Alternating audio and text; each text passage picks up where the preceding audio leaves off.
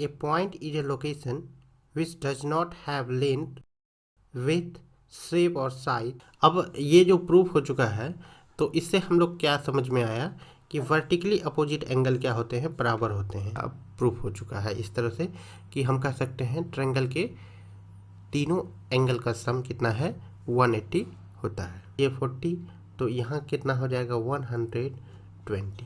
तो ये फाइनली इस एंगल को हम लोग क्या कर चुके हैं, यहाँ पे निकाल चुके हैं।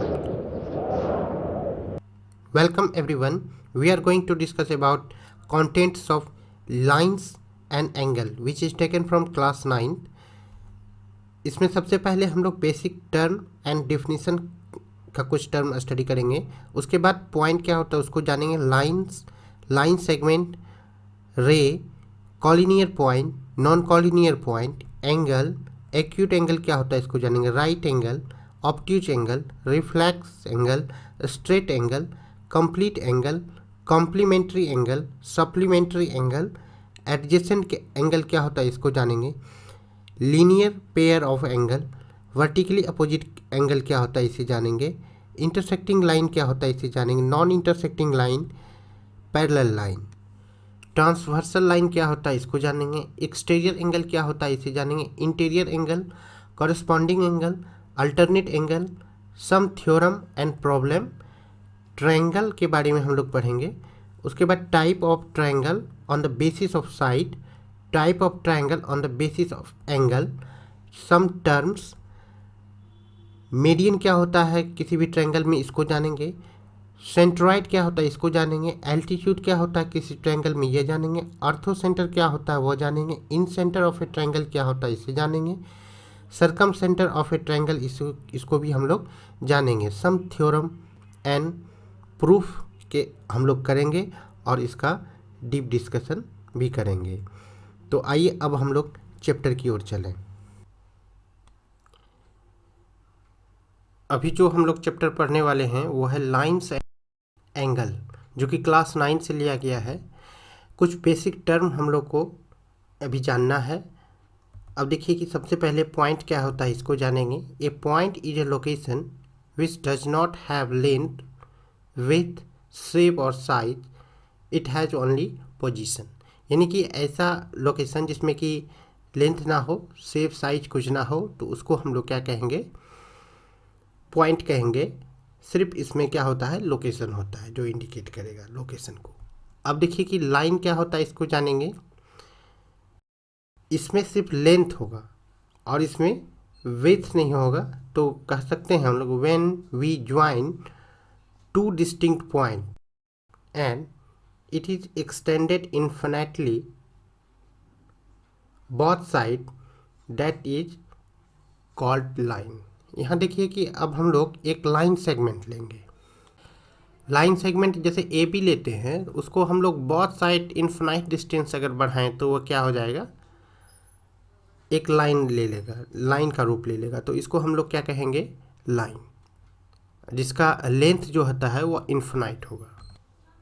Line segment, any part of line which has two end point called line segment. अब देखिए कि कोई भी लाइन है, उसका कोई भी एक टुकड़ा ले लें तो वो क्या कहलाएगा, लाइन सेगमेंट। इसमें क्या, 2 एंड पॉइंट होगा, 2 एंड पॉइंट होगा। यह इन्फिनाइट डिस्टेंस का नहीं होगा, इसका जो है कुछ फिक्स लेंथ होगा और जिसको हम लोग नाप सकते हैं। रे किसको कहेंगे, रे is a part of the line which has only 1 and point. अब देखिए कि इसमें थोड़ा अच्छा से जानने पढ़ने का ज़रूरत है। अब देखिए कि एक लाइन जो होता है उसमें दोनों साइड क्या होता है, इन्फिनाइट डिस्टेंस तक वो चलते रहता है। लेकिन यहाँ पे जो है रे सिर्फ एक साइड इन्फिनाइट डिस्टेंस तक चलेगा, लेकिन एक जो होगा, एक साइड उसका एंड पॉइंट होगा। यहाँ पे जो है ओ जो है यह इसका एक एंड पॉइंट है। अब देखिए कॉलिनियर पॉइंट क्या होगा, किसको कहेंगे, the point which lie on the same line are known as collinear point. अब यहाँ देखिए एग्जाम्पल में 3 पॉइंट ए बी सी दिया हुआ है। 3 पॉइंट क्या है, ए बी सी, तीनों पॉइंट क्या है, एक लाइन पे लाइन पर ही है, तो ये तीनों पॉइंट को क्या कहेंगे, कॉलिनियर पॉइंट। तो हम इसको कह सकते हैं point A B C are collinear point. अब नॉन कॉलिनियर पॉइंट क्या होता है, इसको देखिए, the point which does not lie on the same line that is called collinear point. अब देखिए एक लाइन पे नहीं हो, जैसे कि यहाँ देखते हैं कि ये जो है 3 पॉइंट है, यहाँ P है Q है R है। अब देखिए कि इसको हम लोग क्या किए हैं, अलग अलग, इससे कि कभी भी एक लाइन नहीं गुजर सकता है, इसीलिए ये PQR जो है एक नॉन कॉलिनियर पॉइंट कहलाएगा। इसीलिए हम यहाँ पे कह सकते हैं यार PQR are non collinear point. अब देखिए एंगल के बारे में हम लोग जानेंगे क्या होता है।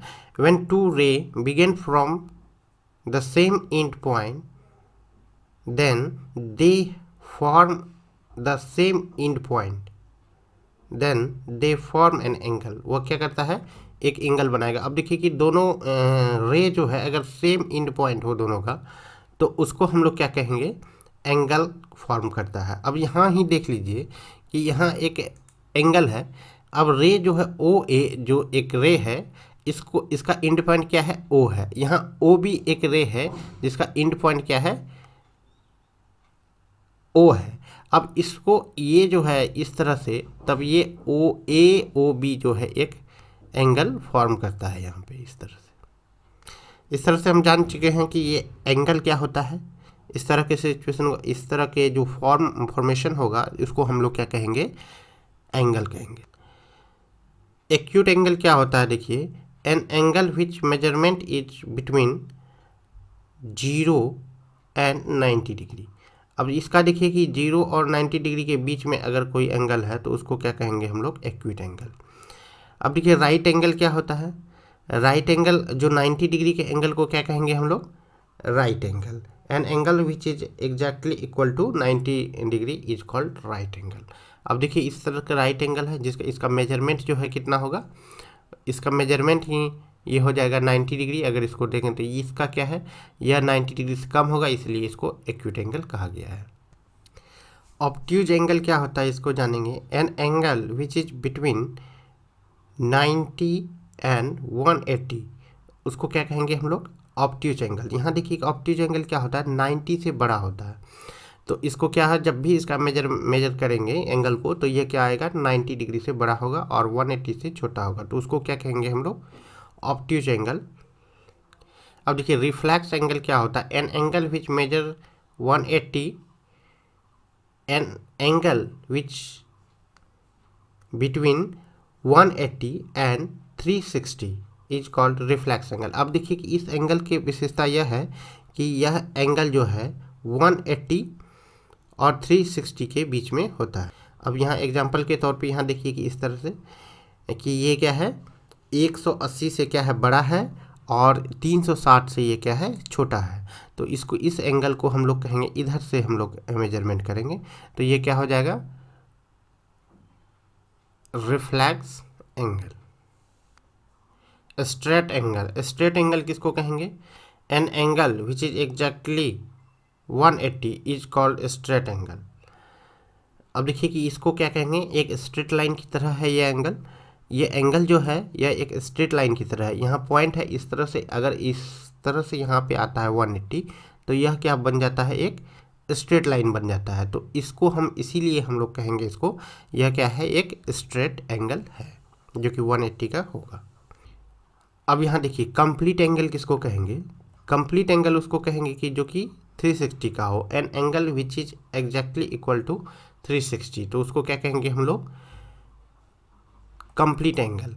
कंप्लीट एंगल यहाँ देखिए कि अब ये जो एंगल बना है यह कैसे हुआ, यहाँ से इस तरह से हम लोग मेजरमेंट किए हैं कि इतना पे जब आ जाता है तो ये क्या हो जाता है, एक पहला एंगल का आर्म तो ये हुआ, और दूसरा जो इधर से रोटेट होके आता है तो ये इसी पे ओवरलैप कर जाता है, तो ये क्या हो जाएगा, एंगल हो जाएगा 360।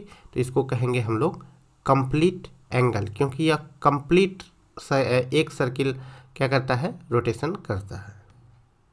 अब देखिए कॉम्प्लीमेंट्री एंगल क्या होता है, इसको हम लोग जानेंगे। Those angle which have the sum of two angle is 90, यानी दो एंगल का अगर सम 90 डिग्री हो तो वह एक दूसरे का क्या कहलाएगा, कॉम्प्लीमेंट्री एंगल कहलाएगा। यहाँ कॉम्प्लीमेंट्री एंगल डिस्कस किया जा रहा है, कॉम्प्लीमेंट्री एंगल।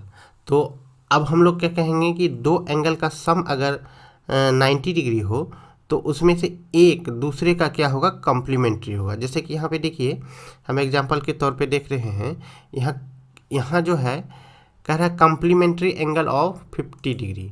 50 डिग्री का कॉम्प्लीमेंट्री एंगल कितना होगा। अब देखिए 50 में कितना इसको ऐड करें कि ये क्या हो जाए, 90 पूरा हो जाए। तो हम जानते हैं कि 40 ऐड करेंगे तो इसका कॉम्प्लीमेंट्री एंगल ऑफ 50 कितना हो जाएगा, 90 डिग्री। तो इसी तरह फिर दूसरा देखते हैं, कॉम्प्लीमेंट्री एंगल ऑफ 40 डिग्री, तो ये कितना हो जाएगा, 50 डिग्री हो जाएगा। अब देखिए कॉम्प्लीमेंट्री के बाद अब हम लोग पढ़ेंगे supplementary angle. Those angle which have the sum of two angle is 180। यहाँ पहले हम लोग कॉम्प्लीमेंट्री में 90 पर से थे, इसमें क्या हो जाएगा 80। अगर दो एंगल का सम कितना है 180 डिग्री है, दोनों एक दूसरे का क्या कहेगा, कॉम्प्लीमेंट्री एंगल कहलाएगा। अब यहाँ देखिए कि एग्जाम्पल के तौर पे सप्लीमेंट्री एंगल। अब देखिए जब हम लोग कॉम्प्लीमेंट्री में पढ़ रहे थे तो दो एंगल का सम क्या था, 90 होना चाहिए, उसमें एक दूसरे का वो क्या हो जाता था, कॉम्प्लीमेंट्री हो जाता था। अब यहाँ देखिए सप्लीमेंट्री जब टर्म यूज करते हैं तब दोनों का सम कितना होना चाहिए, 180 होना चाहिए। यहाँ पे क्या है, सप्लीमेंट्री एंगल ऑफ 180 डिग्री। तो इसमें 180 में हम लोग क्या ऐड करें कि 120 में हम लोग क्या ऐड करें कि वह क्या हो जाए, 180 हो जाए। तो यहाँ पे हम लोग ऐड करेंगे 60। जब से ही 60 ऐड करेंगे तो ये क्या हो जाएगा, 180 पूरा हो जाएगा। इसलिए ये 60 डिग्री जो है क्या हो जाएगा, supplementary angle of 120 degree. Because क्यों होगा, क्योंकि 120 प्लस 60 इक्वल्स टू कितना है, 180 हो जाता है। इसलिए ये क्या हो जाएगा, एक दूसरे का सप्लीमेंट्री एंगल होगा। अब देखिए एडजेसेंट एंगल क्या होता है, अगर दो एंगल एक ही वर्टेक्स से बना हुआ हो, जैसे कि यहाँ पे दिखाया गया फिगर में कि यहाँ पे क्या है, वर्टेक्स दोनों का एक ही है, तो यहाँ 1 और 2 क्या हो जाएगा, दोनों एडजेसेंट एंगल कहलाएगा। यहाँ क्या कहलाएगा, एंगल 1 और एंगल 2 आर एडजेसेंट एंगल। अब देखिए लीनियर पेयर ऑफ एंगल क्या होता है, कुछ इस तरह से होगा। अब यहाँ देखिए कि ये जो एंगल है, एक क्या हो, एक आर्म जो है इसका कॉमन हो और जो आर्म इसका कॉमन नहीं हो वह एक दूसरे में क्या हो, एक लाइन बनाता हो। यहाँ देखिए कि यह एक लाइन बनाता है। एंगल 1 प्लस एंगल 3 जो है वह क्या हो जाएगा, यहाँ पे 180 होगा, तभी ही ये क्या हो जाएगा, एक लाइन बनाएगा। तो इसको समझिए क्या होगा, एक आर्म क्या हो, एंगल कॉमन हो और ये क्या हो जाएगा, तो ये दो जो कि कॉमन आर्म नहीं हो वह एक लाइन बनाता हो, तभी ही ये क्या कहलाएगा, लीनियर पेयर ऑफ एंगल। यहाँ पे क्या है, angle 1 and 2 are linear pair of angle and here angle 1 plus angle 2 equals to 180 degree. अब देखिए अब हम लोग जानेंगे वर्टिकली अपोजिट एंगल क्या होता है। यहाँ देखिए, if two line intersect each other at a point, then opposite angle are called vertically opposite angle। तो अब देखिए कि यहाँ पे क्या है, तो इस तरह का अगर यहाँ पे क्या कर रहा है कि दो लाइन जो है L और M दोनों क्या कर रहा है, इंटरसेक्ट कर रहा है एक पॉइंट पे। तो यहाँ अपोजिट एंगल क्या है, अपोजिट एंगल जो है यहाँ एक दूसरे का पॉजिटिव, 1 के अपोजिट कितना हो गया 3 एंगल और 2 के अपोजिट कितना हो गया 4। ये अपोजिट एंगल जो है वह क्या कहलाएगा, वर्टिकली अपोजिट एंगल। तो यहाँ पे देखिए कि इसका कुछ खासियत है कि ये क्या होता है, यहाँ 1 और 2 जिस तरह वर्टिकली अपोजिट कहलाता है, और इसमें ये खासियत है एंगल 1 जो है एंगल 3 के क्या होगा, एंगल 1 जो है एंगल 3 के इक्वल होगा और एंगल 2 जो है एंगल 4 के इक्वल होगा। तो हम इसको जो वर्टिकली अपोजिट एंगल जो भी होता है वो आपस में क्या होता है, बराबर यानी इक्वल होता है। देखिए इंटरसेक्टिंग लाइन क्या होता है, the line which cross each other form a particular point is called intersecting lines. अब यहाँ देखिए एग्जांपल के तौर पे एल और एम जो है एक पॉइंट ओ पे क्या कर रहा है, इंटरसेक्ट कर रहा है। तो यहाँ एल और एम को क्या कहेंगे हम लोग, यह इंटरसेक्टिंग लाइन है। नॉन इंटरसेक्टिंग लाइन क्या होता है, अब देखिए the lines which never cross each other at any point is called non intersecting line. वैसा लाइन जो कि क्या करे, एक दूसरे को क्रॉस यानी इंटरसेक्ट ना करे, तो उसको हम लोग क्या कहेंगे, नॉन इंटरसेक्टिंग लाइन। यानी कि ऐसा एक प्लेन में भी हो सकता है और अलग प्लेन में अगर दो लाइन हो फिर भी इंटरसेक्ट नहीं करेगा तो वह भी क्या हो जाएगा, नॉन इंटरसेक्टिंग लाइन कहलाएगा। अब देखिए कि फिर के इस तरह का पैरेलल लाइन भी क्या हो जाएगा, एक तरह का नॉन इंटरसेक्टिंग लाइन है। अब देखिए कि पैरेलल लाइन किसको कहेंगे, इन अ प्लेन टू और more line do not intersect each other, these line are called parallel line. अब देखिए एक प्लेन में अगर दो से अधिक लाइन हो और दो जब भी वो इंटरसेक्ट नहीं करता हो तो वह क्या कहलाएगा, पैरेलल लाइन कहलाएगा। अब यहाँ देखिए एग्जांपल के तौर पे यहाँ दिया गया है एल और एम जो है एक ही प्लेन पे है, इसको अगर दोनों लाइन को इन्फिनाइट डिस्टेंस तक दोनों साइड बढ़ाया जाए तो यह क्या करेगा, इंटरसेक्ट नहीं करेगा, कभी नहीं करेगा। इसीलिए यह क्या है, पैरेलल लाइन कहलाएगा। यह नॉन इंटरसेक्टिंग लाइन भी कह सकते हैं इसको हम। अब देखिए ट्रांसवर्सल लाइन किसको कहेंगे, if a line passes through two distinct line and intersect them then the line is called transversal line.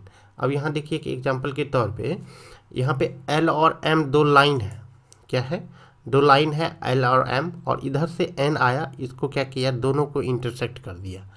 जब ये दोनों को इंटरसेक्ट कर दिया तो इसको हम लोग क्या कहेंगे, एंगल, इसको हम लोग ये इस लाइन को हम लोग कहेंगे, यानी कि लाइन एन को हम लोग कहेंगे ट्रांसवर्सल लाइन, क्योंकि यह क्या करता है, दोनों लाइन को इंटरसेक्ट कर देता है। तो यहाँ हम लोग फाइनली कह सकते हैं here line N is called transversal line. अब यहाँ देखिए एक नया टॉपिक है, कह रहा है यहाँ पे if a transversal line N intersect two line L and M then. अब देखिए कि एल और एम दो लाइन है और उसको एक ट्रांसवर्सल लाइन एल जो है उसको इंटरसेक्ट करता है, तो यहाँ पे कुछ इस तरह से हम लोगों को दिखेगा। अब देखिए ये इंटरसेक्ट होने के बाद अगर हम यहाँ पे देखें तो ये बहुत सारा एंगल को बनाता है। अब यह इस सभी एंगल में एक दूसरे से क्या रिलेशन है उसको हम लोग यहाँ पे देखेंगे, और एक विशेष एंगल का नाम रखा गया है यहाँ का। तो अब इस एंगल सबको क्या कहें इसको हम लोग एक एक करके देखेंगे। अब यहाँ देखिए इंटीरियर एंगल क्या होता है इसको हम लोग जानेंगे। यहाँ देखिए इंटीरियर एंगल को डिक्लेयर किया गया है। इंटीरियर एंगल जो है 1 2 7 8, यहाँ देखिए 1 यहाँ है 2 7 8, यानी कि ये सभी बाहर वाले एंगल को सभी को क्या कहा गया, इंटीरियर एंगल। अब देखिए ये इंटीरियर एंगल नहीं कहा गया, ये क्या कहा गया, एक्सटीरियर एंगल। इसको देखिए ये 1 2 7 8 को हम लोग क्या कहेंगे, एक्सटीरियर एंगल। अब यहाँ देखिए यहाँ है इंटीरियर एंगल।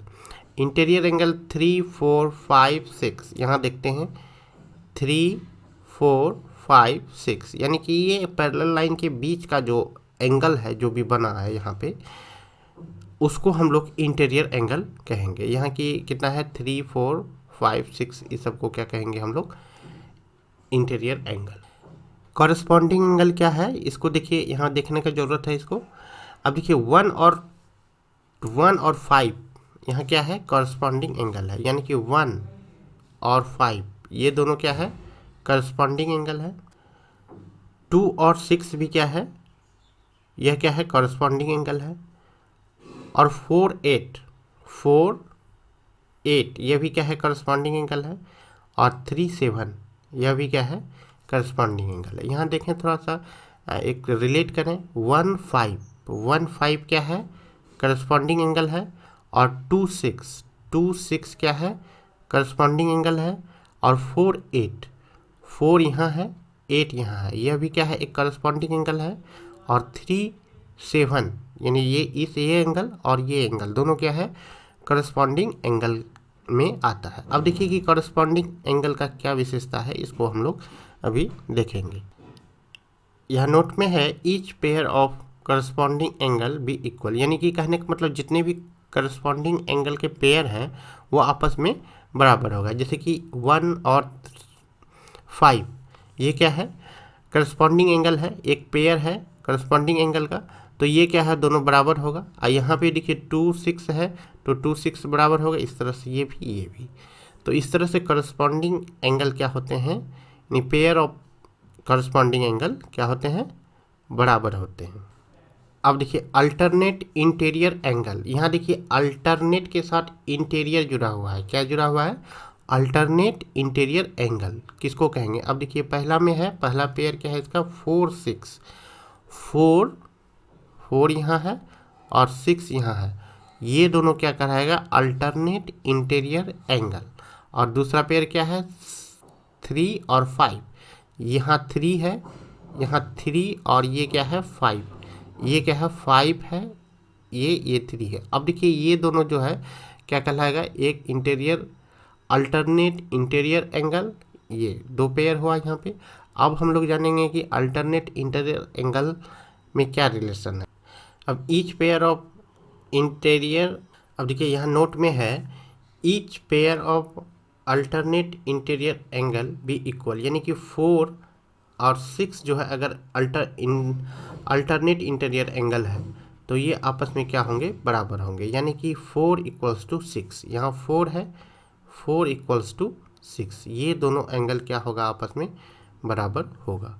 अब यहाँ पे कह रहा है 3 और 5 भी क्या है, अल्टरनेट एंगल है, तो ये और ये, तो ये दोनों क्या है, आपस में बराबर होगा। अब अल्टरनेट एक्सटीरियर एंगल क्या होता है, इसको जानेंगे। देखिए अल्टरनेट एक्सटीरियर एंगल, यहाँ 1 और 7,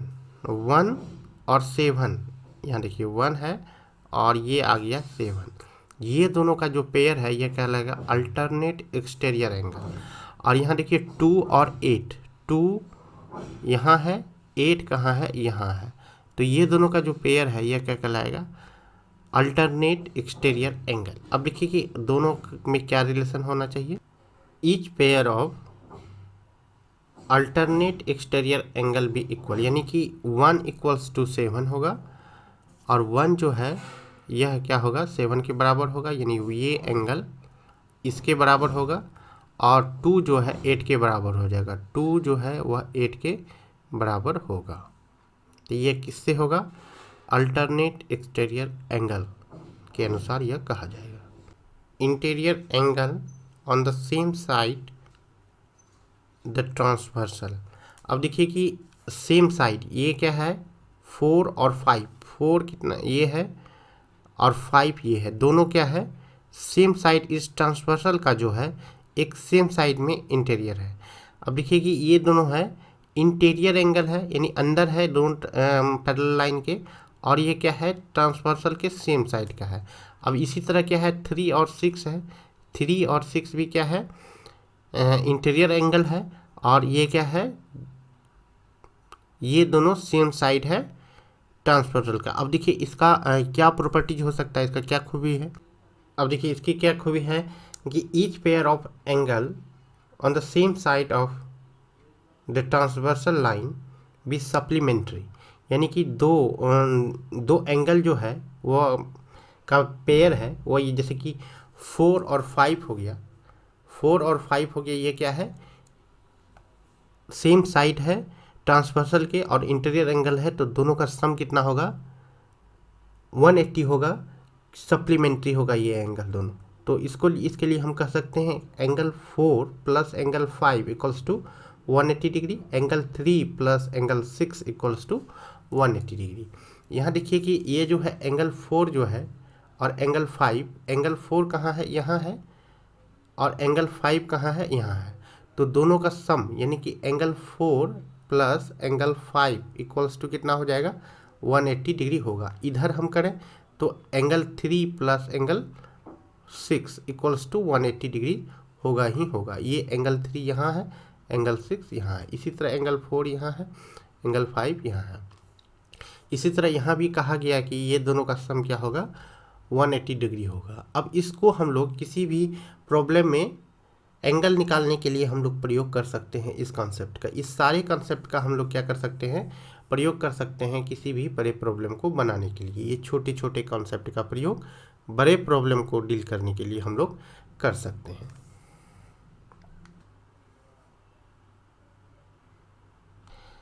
अब यहाँ देखिए कि the sum of angle of a triangle is 180 degree. इसका मतलब क्या है कि एंगल किसी भी ट्रायंगल के एंगल को अगर हम लोग जोड़ेंगे तो वो क्या आएगा, 180 डिग्री होगा। यहाँ पे भी देखिए कि क्या कहा गया है, एंगल 1A यहाँ है, B यहाँ है, C यहाँ है, तीनों को मेजरमेंट करके अगर जोड़ेंगे तो वो क्या आएगा, 180 डिग्री आना ही आना है। अब देखिए एक्सटीरियर एंगल क्या होता है और इसको कैसे निकाला जाता है, इसमें क्या प्रॉपर्टी होता है इसका। अब देखिए if we produce any side of a triangle then the exterior angle formed is equal to the sum of two interior opposite angle। यहाँ देखिए कि ये एक ट्रायंगल दिया हुआ है, इसको क्या किए हम लोग कि एक साइड को प्रोड्यूस कर दिए, क्या कर दिए, यानी जैसे BC है तो BC को हम लोग इस तरफ आगे बढ़ा दिए। अब यहाँ एंगल एक 1 बन गया। अब देखिए ये जो है एक्सटीरियर एंगल कहलाएगा, क्या कहलाएगा, ये एक्सटीरियर एंगल कहलाएगा। जब ये एक्सटीरियर एंगल कहलाएगा तो ये दोनों इंटीरियर 2 और 3 क्या है, इंटीरियर एंगल। और इसका प्रॉपर्टी ये है कि एंगल 1 जो है, एंगल 1 यह जो है एंगल 2 प्लस एंगल 3 के बराबर होगा, यानी कि एंगल 1 एंगल 2 3 के सम के बराबर होगा। तो इसको इस तरह से भी हम लोग कर सकते हैं। इन सारी चीज़ों को हम लोग प्रूफ भी करेंगे वन बाय करके, एक एक करके देखेंगे सबका। अभी तक हम लोग बहुत सारे टर्म को देख चुके हैं, उसको समझ चुके हैं, सारे कंसेप्ट को क्लियर लगभग हो चुका है। आगे भी इन सब पे बेस्ड बड़े प्रॉब्लम को, बड़े कॉन्सेप्ट को बताया जाएगा, समझाया जाएगा। आगे जुड़े रहिए, इसको हम लोग आगे फिर डिस्कस करें। तो चलिए अब हम लोग आगे की ओर। तो अभी तक हम लोगों ने बहुत सारे कॉन्सेप्ट को पढ़ा। अब उन कॉन्सेप्ट की सहायता से अब हम कुछ थ्योरम को प्रूफ करेंगे और यह भी सीखेंगे कि थ्योरम कैसे प्रूफ होता है। तो आइए यहाँ पे एक थ्योरम दिया हुआ है, इसको सबसे पहले पढ़ें, समझें और फिर इसको क्या करेंगे, प्रूफ करेंगे। तो यहाँ कह रहा है if a ray stand on a line then prove that the sum of adjacent angle is 180। Sum of adjacent angle 180 होगा, इसके बारे में हम लोग पढ़े थे कि ये होता है, लेकिन यह कैसे होता है, इसको प्रूफ कैसे करें, अब इसको हम लोग प्रूफ करेंगे। यहाँ देखिए इस फिगर की सहायता से हम लोग समझेंगे कि इस फिगर में क्या कह रहा है प्रूफ करने के लिए। यहाँ एक लाइन है AB एक लाइन है, एक रे है जो कि CD है, ये क्या कर रहा है, इस पे स्टैंड यानी कि खड़ा है, इस तरह से है, और कह रहा है कि ये जो एडजेसेंट एंगल है, ये दोनों, इसका सम 180 होगा। इसको हम लोगों को प्रूफ करना है। इसके लिए क्या किए हम लोग, एक कंस्ट्रक्शन ड्रॉ करते हैं। CE जो है इस पॉइंट पे जहाँ पे C AB को टच करता है, ठीक उसी पॉइंट पे हम एक परपेंडिकुलर यानी एक लाइन ड्रॉ करेंगे जो कि यहाँ से क्या हो, 90 डिग्री हो, जो कि AB से 90 डिग्री का एंगल बनाता हो। तो अब हम इसमें देखेंगे कि क्या दिया हुआ है, यानी कि क्या गिवन है उसको हम लोगों को अलग करना है और क्या हम लोगों को प्रूफ करना है उसको हम लोगों को दिखाना है, फिर उसको प्रूफ करने की कोशिश करना है। जैसा कि फिगर में दिया हुआ है, a ray C D stand on a line A B such that a angle A C D and angle B C D are form. तो इस तरह से ये बनता है। अब देखते हैं प्रूफ क्या करना है हम लोगों को प्रूफ करना है कि एंगल ए सी डी देखिए कहाँ है, ए सी डी, और बी सी डी देखिए बी सी डी, ये एंगल और ये एंगल दोनों का सम क्या हो, 180 हो। इसको हम लोगों को इस थ्योरम में प्रूफ करना है। इसके लिए हम लोग क्या किए, कंस्ट्रक्शन हमेशा डॉटेड लाइन में होता है, इसको हम लोग स्पष्ट रूप से समझ लें। C E perpendicular to A B, यहाँ हम लोग क्या किए, इसको डिक्लेयर कर लिए कि ये इस तरह का होता है, ये इसको डिक्लेयर कर लिए कि ये कंस्ट्रक्शन ऐसा होता है। तो अब देखिए ऐसा तो कर लिए, अब हम आगे क्या करेंगे, इसको प्रूफ करेंगे। अब देखिए ये जो है ए सी डी को हम क्या लिख सकते हैं, ज़रा यहाँ देखिए, ए एंगल ए सी डी। अब देखिए ये क्या हो जाएगा, ए सी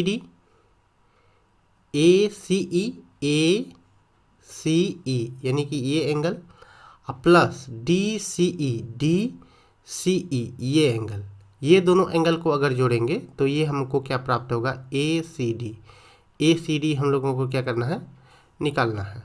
अब इस तरह से यानी A C D equals to इतना लिख सकते हैं। अब देखिए ए सी डी तो लिख लिए। अब देखिए बी सी डी यानी कि ये एंगल, इसको हम लोग क्या लिखेंगे, बी सी डी क्या हो जाएगा, बी सी ई यानी ये एंगल को ये लिखें, और इसमें अगर डी सी ई यानी इस एंगल को हम लोग घटा दें तो हम लोगों के पास क्या बचेगा, ये बचेगा। तो ये बचेगा, तो अब इसको हम लोग क्या करेंगे, यहाँ पे इस तरह से लिख सकते हैं इस एंगल को। अब देखिए कि इसको और इसको क्या करेंगे, हम लोग ऐड करेंगे। अब देखिए ये क्या हो जाएगा, इतना हो गया।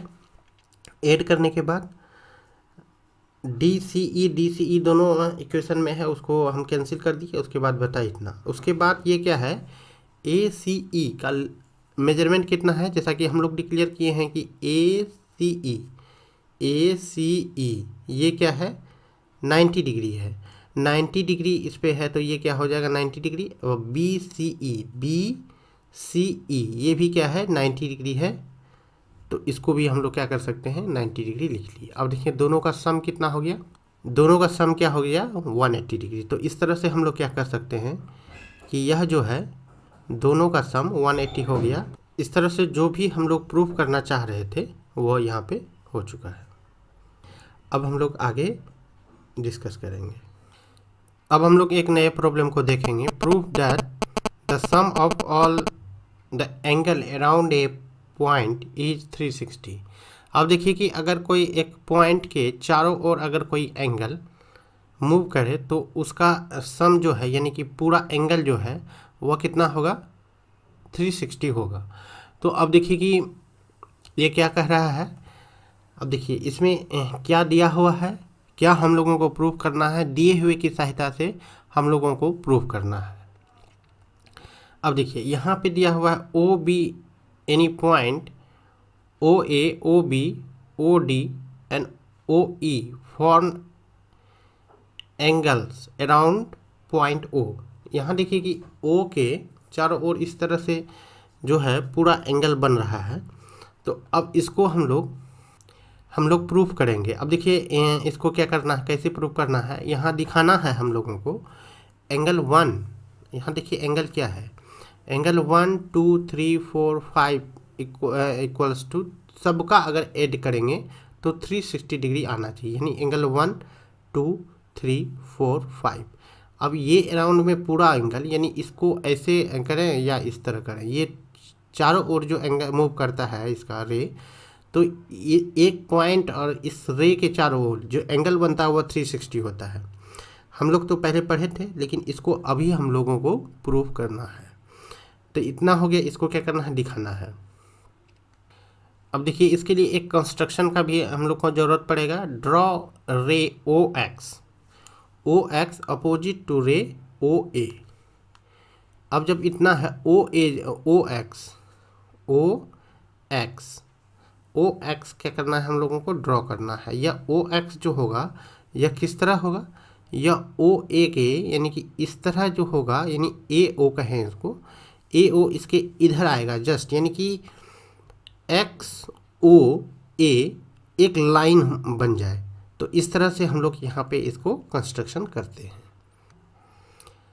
तो इसको अब हम लोगों को दिए गए कॉन्सेप्ट से इसको क्या करना है, प्रूव करना है। तो हम लोग जैसा कि जानते हैं ओ एक्स नहीं, ए ओ एक्स, ए देखिए A O X is a line and O E is ray. अब देखिए ओ ई क्या है, एक रे है, और ए ओ एक्स एक क्या है, लाइन है, इस तरह से। तो अब देखिए कि इसको हम लोग क्या लिख सकते हैं, angle X O E plus 5 equals to 180, क्योंकि यह क्या है, एक लीनियर पेयर है। तो अब फिर इसको क्या लिख सकते हैं, तो इसको हम लोग फिर लिख सकते हैं कि अब देखिए ये एक्स ओ ई ये एंगल जो है यहाँ से यहाँ, इसको हम लोग दो टुकड़ा में लिख देते हैं। एक क्या लिखते हैं, एक्स ओ डी, यानी कि ये एंगल एक्स ओ डी और एंगल 4, यानी ये दोनों को जो है हम लोग इसको हम लोग दो टुकड़ा में डिवाइड कर दिए, तो इतना लिख दिए। अब देखिए फिर दूसरे कंडीशन पे हम लोग विचार करें। देखिए since A O X is a line and O C is a ray, जब ओ सी रे होगा तो हम इसको क्या लिख सकते हैं, इतना, यानी कि एक्स ओ सी, एक्स कहाँ है, एक्स ओ सी, अब प्लस 1 प्लस 2, यानी कि इसको यहाँ से लेकर यहाँ तक एक, यानी ये 1 प्लस 2, यानी कि ये एंगल एक्स ओ सी और ये टोटल दोनों का सम कितना होगा, 180, क्योंकि यह लीनियर पेयर में आता है। तो इतना लिख सकते हैं इसको।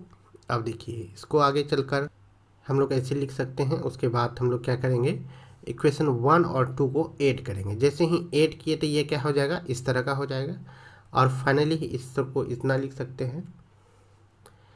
अब जब X O D plus X O C दोनों को ऐड करेंगे तो ये एंगल 3 देगा। अब देखिए कि ये एंगल 3 कैसे देगा, ये एक्स ओ डी और देखिए फिर क्या है, एक्स ओ सी, यानी कि एक्स ओ डी ये हो गया, एक्स ओ सी ये हो गया, एक्स ओ डी जो है ये यहाँ है, एक्स ओ सी जो है ये क्या है, यहाँ है। अब ये दोनों को ऐड करने के बाद ये पूरा कितना आ जाएगा, 3 आ जाएगा, एंगल 3। तो इसको कुछ हम लोग इस तरह से लिख सकते हैं। यहाँ देखिए एंगल 3 आ गया। अब इसको अरेंज करके लिखेंगे तो ये क्या हो जाएगा, वो angle 1, angle 2, angle 3 plus angle 4 plus angle 5, इस सारे का ऐड करने के बाद ये क्या हो जाएगा, 360 डिग्री हो जाएगा ये। तो इस तरह से ये क्या हो चुका है, प्रूफ हो चुका है। यही हम लोगों को प्रूफ करना था, इस तरह से हम कर सकते हैं प्रूफ्ड।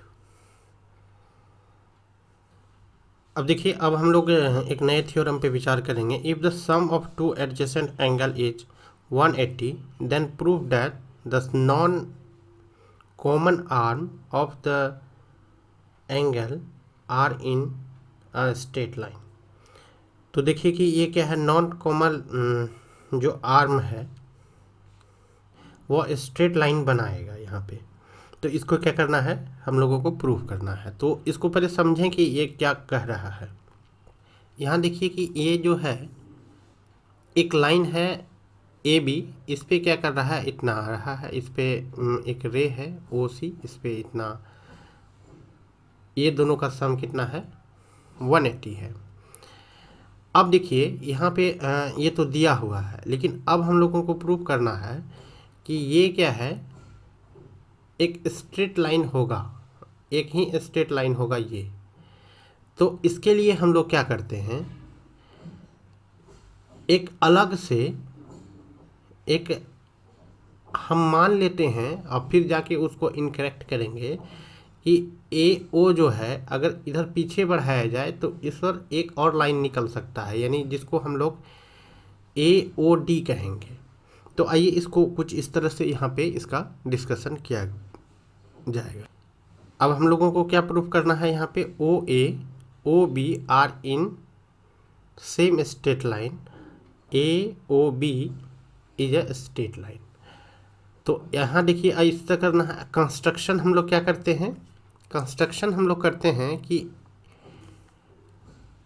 ए ओ को क्या किया गया, इधर पीछे बैक साइड बढ़ाया गया, तो ये क्या आ गया, ओ डी आ गया, यानी कि ओ डी इधर से भी जा सकता है हल्का सा, तो इधर जा गया, तो हम देखते हैं कि इधर आ गया, ऐसा हम एजम्पशन कर लेते हैं, मान लेते हैं, और फिर उसको चेक करते हैं कि ये सही माने हैं कि नहीं माने हैं। चलिए अगर थोड़ी देर के लिए मान लिए तो ये क्या हो जाएगा, अब देखिए इसको लेके आगे बढ़ेंगे हम लोग। जब इसको माने हैं हम कि 180 होगा, तो अब देखिए कि ए ओ सी, ए ओ सी, ए ओ सी कौन है, ए ओ सी यानी कि इस एंगल की बात कही जा रही है, और सी ओ डी, सी ओ डी यानी इस एंगल की बात कही जा रही है। अब देखिए इसको जो हम लोग लिखे हैं यहाँ पे ए ओ सी और प्लस किए हैं किसके साथ, इसके साथ, तो इसके साथ अगर प्लस कर देने के बाद ये क्या हो जाता है, 180 हो गया है। कि हम लोग कंस्ट्रक्शन में हम लोग माने हैं कि ए ओ डी जो है एक क्या है, लाइन है। तो जब ये लाइन है तो ये दोनों का सम तो 180 होना ही है, इसीलिए ये कंस्ट्रक्शन की सहायता से इतना लिखा गया है। अब आइए अब इसको आगे हम लोग फिर डिस्कस करें। अब देखिए 1 और 2 से इक्वेशन 1 में क्या था, जो दिया हुआ था इक्वेशन 1 में दिया हुआ था इतना, यानी कि इतना प्लस इतना इक्वल्स टू 180। अब देखिए ये था, और दूसरा इक्वेशन में क्या है, ए ओ सी यानी कि इतना प्लस इतना इक्वल्स टू 180, दोनों क्या है 180 180 है, इसलिए दोनों को क्या कर सकते हैं, बराबर कर सकते हैं। 1 और 2 से हम लोग इतना लिख सकते हैं, फिर उसके बाद इसको क्या कर सकते हैं, इतना लिख सकते हैं, क्योंकि ए ओ सी दोनों तरफ है वो कैंसिल हो गया। अब इसके बाद हम लोग क्या कह सकते हैं कि but this is not true. अब देखिए कि ये जो है बी ओ सी, बी ओ सी, बी ओ सी कहाँ है, बी ओ सी, और ये कह रहा है सी ओ डी, सी सी ओ डी। अब देखिए कि ये इसके अंडर में है, तो ये क्या हो सकता है, ये इसके बराबर कभी हो सकता है क्या, जब ये कोई दोनों ये एंगल है इसके बीच में ही ये इतना निकला है, तो ये दोनों के बराबर कैसे हो जाएगा, इसीलिए यहाँ क्या हो जाएगा, यह लिखा यहाँ हम लिखे हैं कि यह क्या हो जाएगा, ट्रू नहीं होगा। तो ट्रू क्यों नहीं होगा, अब ट्रू कब हो सकता है, अगर ये सही है तो कब सही होगा, ये तभी ही सही होगा जबकि ओ डी जो है ओ बी पर कॉन्साइड कर जाए, क्या कर जाए, कॉन्साइड यानी ओवरलैप कर जाए इस पर, यह ये आके यहाँ पे ओवरलैप कर जाए, तभी ही ये कंडीशन क्या हो सकता है, सही हो सकता है। तो यहाँ पे हम लोग कह सकते हैं it is possible only when O D coincide on O B, तब हम कह सकते हैं hence A O B is a straight line. तो इस तरह से क्या हो चुका है, प्रूफ हो गया कि यह क्या है, ए ओ बी जो है एक स्ट्रेट लाइन है।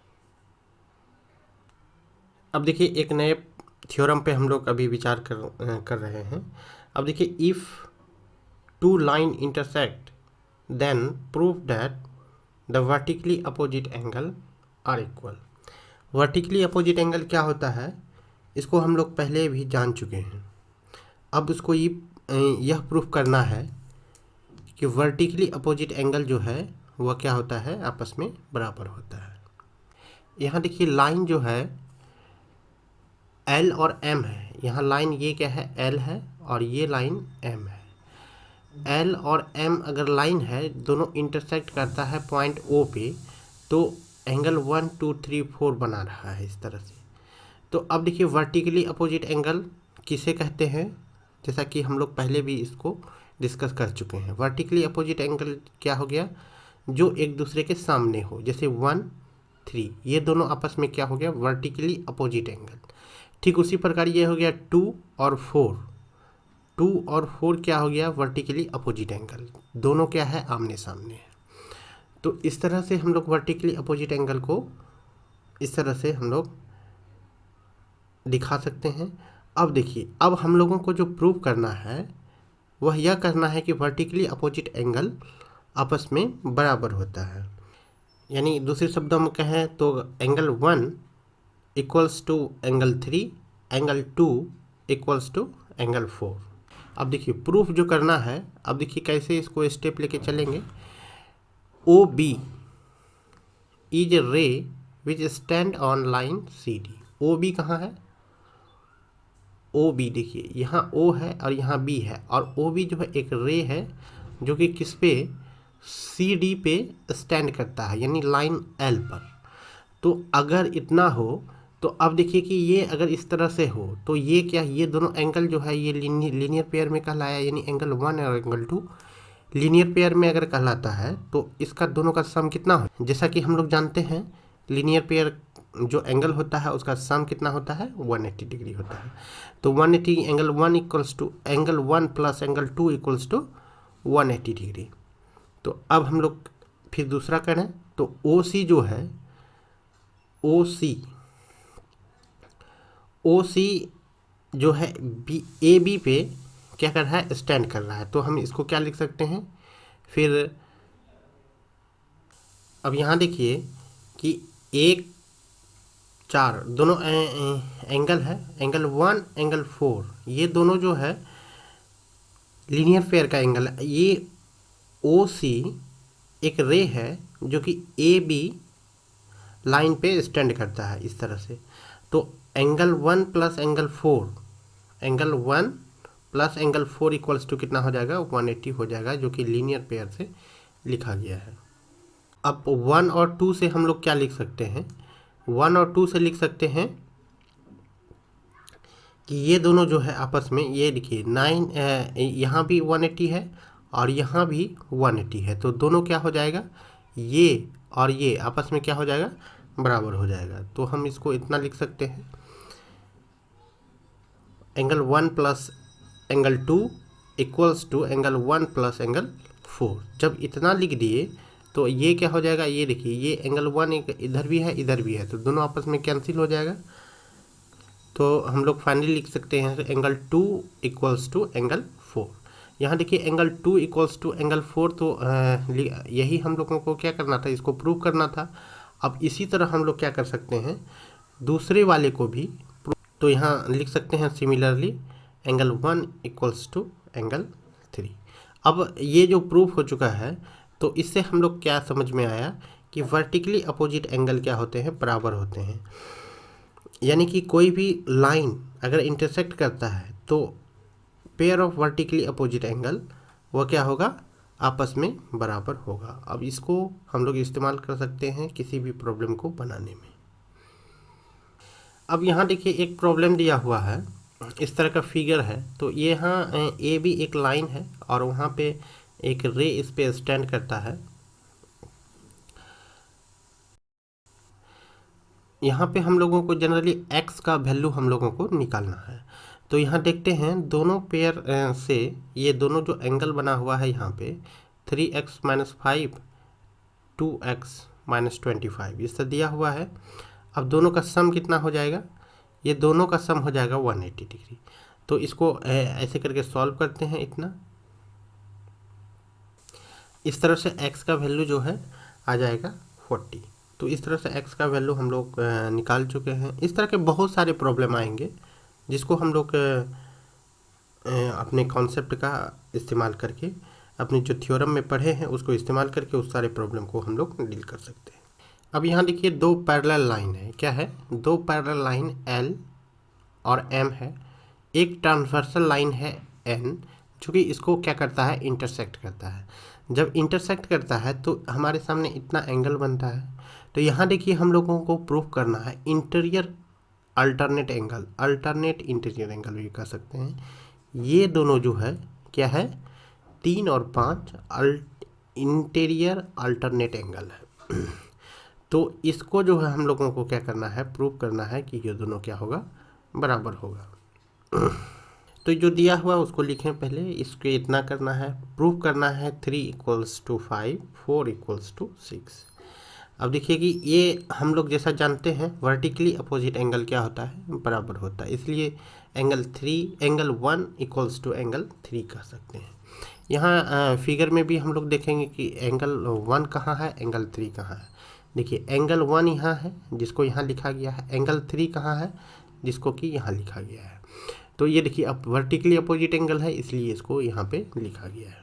ये समझने वाली बात है, ये छोटा छोटा थ्योरम है जिसकी सहायता से हम बड़े थ्योरम को प्रूव करने के लिए सीखेंगे। अभी छोटा छोटा कर रहे हैं, बाद में बड़ा करेंगे। अब देखिए कि ये इस तरह से बराबर हो गया, कैसे हो गया, वर्टिकली अपोजिट एंगल से हुआ। अब देखिए इसी को हम लोग आगे बढ़ाए हैं इस टर्म को, यहाँ 1 के बदले क्या लिख दिए, एंगल 5। एंगल 5 क्यों लिखे हैं, क्योंकि 1 और एंगल 5 जो है वह करस्पॉन्डिंग एंगल है। यहाँ देखिए कि एंगल 1 यहाँ है और एंगल 5 कहाँ है, यहाँ है। तो ये दोनों जब बराबर है, क्यों बराबर है, क्योंकि यह करस्पॉन्डिंग एंगल है, यानी संगत कोण है। तो अब इस तरह के अगर बराबर होगा तो 1 की जगह क्या लिख सकते हैं, 5 लिख सकते हैं। तो एंगल 5 = एंगल 3 यहाँ पे हो गई, तो इसलिए इसको लिख सकते हैं एंगल 3 = एंगल 5। अब यहाँ देखिए एक पेयर जो है इसका प्रूफ हो चुका है, एंगल 3 = एंगल 5। ये क्या है, इंटीरियर अल्टरनेट एंगल है। अब दूसरा पेयर को हम लोग प्रूफ करने वाले हैं। अब देखिए एंगल 2 = एंगल 4, जैसा कि वर्टिकली अपोजिट एंगल है, फिर इसको क्या कर सकते हैं, 2 के बदले 6 लिख सकते हैं। अब ये क्या हो जाएगा, इसलिए हम लोग लिख सकते हैं एंगल 4 = एंगल 6। इसी को उल्टा दिए तो इस तरह से क्या हो गया है, ये दोनों जो है प्रूफ हो चुका है इंटीरियर अल्टरनेट एंगल। तो ये क्या हो गया, इतना इक्वल्स टू इतना। अब देखिए दोनों ही सिचुएशन को यहाँ दिखाया गया है। अब देखिए कि एंगल 3 = एंगल 5, एंगल 4 = एंगल 6। इसी को क्या करना था, हम लोगों को प्रूफ करना था, जो कि यह हो गया है। अब इसको किसी भी प्रॉब्लम में यूज कर सकते हैं हम लोग, अल्टरनेट इंटीरियर एंगल। अब देखिए कि यहाँ हम लोगों को दिया गया है कि ये L और M दो पैरेलल लाइन है और एक ट्रांसवर्सल जो कि इसको इंटरसेक्ट करता है वह N है। तो इस तरह का एंगल बनता है और इसको हम लोगों को अभी प्रूव करना है।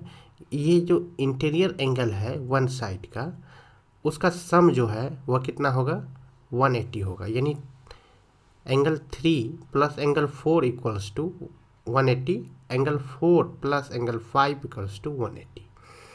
तो इसको हम लोग कैसे प्रूफ करें, आइए अब हम इसको आगे बढ़ें इसको करने के लिए। जैसा कि गिवन है यहाँ पे कि L और M जो है ये क्या है, पैरेलल लाइन है एंड कोई ट्रांसवर्सल है जो उसको इंटरसेक्ट करता है। यहाँ देखिए हम लोगों को प्रूफ करना है कि 4 + 5 एंगल 4 + 5 = 180, एंगल 3 + एंगल 6 = 180। इसके लिए हम लोग क्या करते हैं, लीनियर पेयर से हम लोग जानते हैं कि एंगल 2 + एंगल 3, देखिए एंगल 2 कहाँ है, यहाँ है, एंगल 3 कहाँ है, यहाँ है। यानी एंगल 2 को हम यहाँ लिखे हैं, एंगल 3 कहाँ है, यहाँ है, तो इसको यहाँ लिखे हैं। तो ये दोनों क्या है, एक ही लाइन पे बना हुआ है। तो जैसे ही दोनों एक ही लाइन पे बना हुआ है तो दोनों का सम कितना हो जाएगा, 180। इसलिए यहाँ पे लीनियर पेयर लिखा गया है। अब देखिए इसको हम लोग इतना लिख सकते हैं। अब देखिए यहाँ 2 को जो है 6 के बराबर लिखा गया है, इसलिए 2 को जो है 6 के 2 के बदले 6 लिख दिया गया है, एंगल 2 के बदले 6। ऐसा क्यों लिखा गया है, क्योंकि यह 6 जो है यह करस्पॉन्डिंग एंगल है, यानी कि एंगल 2 जो है एंगल 6 के बराबर होगा ही होगा, क्योंकि यह करस्पॉन्डिंग एंगल है। इसलिए ये क्या हो गया, इतना के बराबर। यानी angle 6 plus angle 3 equal to 180 अब लिख सकते हैं। इसी को अरेंज करके हम लोग इतना लिखे हैं। इस तरह से ये क्या हो गया, ये पहला एक हमारा प्रूफ हो चुका है। अब आइए दूसरे की ओर। अब देखिए कि फिर उसी प्रोसेस को अपनाएंगे ठीक दूसरे तरीके से। अब angle 4 equals plus angle 4 plus angle 1 equals to 180। जैसा हम लोग एक साइडिंग किए थे उसी तरह हम लोगों को क्या करना है दूसरे, यानी angle 4 plus angle 1 equals to कितना हो जाएगा 180 हो गया। अब देखिए यहाँ एंगल 1 के बदले एंगल 5 लिखते हैं क्योंकि यह करस्पॉन्डिंग एंगल है। तो फिर इसको क्या कर सकते हैं इतना, इस तरह से फाइनली हम लोग इतना लिख देते हैं। अब देखें कि ये जो पेयर है 3 6 एंगल 3 6 और एंगल 4 5, ये दोनों का सम जो है ये क्या होगा 180 होगा। 3 6 ये क्या हो जाएगा, दोनों का सम कितना होगा 180 और 4 5 कितना हो जाएगा 180। तो इस तरह से हम लोग क्या कर चुके हैं, इसको प्रूव कर चुके हैं कि ये क्या होगा, इंटीरियर एंगल जो होता है वन साइड ट्रांसवर्सल का, उसका सम कितना होगा 180। अब इसको किसी भी प्रॉब्लम में यूज कर सकते हैं हम लोग। अब यहाँ देखिए एक नया थ्योरम है, इसको नए तरीके से हम लोग प्रूव करेंगे। अब यहाँ देखिए जो यहाँ कहा जा रहा है इसको इसमें हम लोग को एक्सप्लेन करना है। यहाँ दो लाइन है L और M, ये दिया हुआ नहीं है कि ये दोनों क्या है पैरेलल है कि नहीं है, इसको कंफर्म नहीं किया गया है। लेकिन यह कंफर्म है कि ये L और M को एक लाइन N क्या कर रहा है, इसको इंटरसेक्ट कर रहा है। और क्या दिया हुआ है, कह रहा है कि pair of conjugative interior angle, ये जो है यानी कि 3 प्लस 6 इक्वल्स टू दिया हुआ है 180, यानी सप्लीमेंट्री है। और ये दोनों क्या है, दोनों का सम क्या है 180 है। तो हम लोगों को प्रूव करना है कि L और M लाइन दोनों क्या है आपस में पैरेलल है, यानी कि समानांतर है। तो इसको हम लोगों को कैसे प्रूफ होगा, इसको हम लोग एक स्टेप वाइज हम लोग आगे बढ़ के इसको प्रूफ करते जाएंगे। जैसा कि अभी हम लोग डिस्कस किए कि दिया हुआ है इसमें क्या 3 और 6, एंगल 3 6 क्या है का सम कितना है 180 और 4 5 का सम कितना है 180। तो अब देखिए कि ये प्रूफ क्या करना है, angle L parallel to M। तो अब देखिए कि ये गिवन है कि एंगल 3 6 जो है दोनों का सम कितना है 180 और एंगल 6 प्लस एंगल 5 ये कितना होगा 180 होगा, जैसा कि लीनियर पेयर में से कहा गया है। अब देखिए जब ये दोनों ही 180 हो तो दोनों को क्या कर सकते हैं हम, फ्रॉम 1 और 2 से दोनों को बराबर कर सकते हैं। अब देखिए यहाँ पे क्या है, एंगल 6 इधर भी है इधर भी है, दोनों क्या हो जाएगा कैंसिल हो जाएगा, एंगल 3 इक्वल्स टू एंगल 5। तो इतना, अब देखिए ये एंगल 3 जो है और एंगल 5 दोनों क्या होगा आपस में बराबर अगर है तो हम क्या कह सकते हैं, एंगल 3 एंगल 5, ये एंगल 3 है यहाँ पे और एंगल 5 यहाँ पे है, ये दोनों अगर है बराबर तो ये अल्टरनेट इंटीरियर एंगल है दोनों आपस में। और यहाँ पे अल्टरनेट इंटीरियर एंगल अगर बराबर हो तो हम क्या कह सकते हैं, उससे रिलेटेड जो लाइन है जो जिसको कि ट्रांसवर्सल लाइन N इंटरसेक्ट करता है, वह दोनों लाइन यानी कि कहने का मतलब L और M आपस में क्या होगा पैरेलल होगा ही होगा। तो यहाँ एक बात गौर करने की है कि 3 और 5 क्या है अल्टरनेट एंगल है, इसलिए हम कह सकते हैं कि L और M क्या है एक पैरेलल लाइन है। तो यहाँ लिख सकते हैं therefore L parallel to M। इस तरह से ये क्या हो गया प्रूफ हो चुका है जो कि हम प्रूफ करना चाहते थे। अब देखिए फिर यहाँ पे एक क्या है, एक दूसरे थ्योरम को हम लाए हैं जिसको हम लोगों को प्रूफ करना है।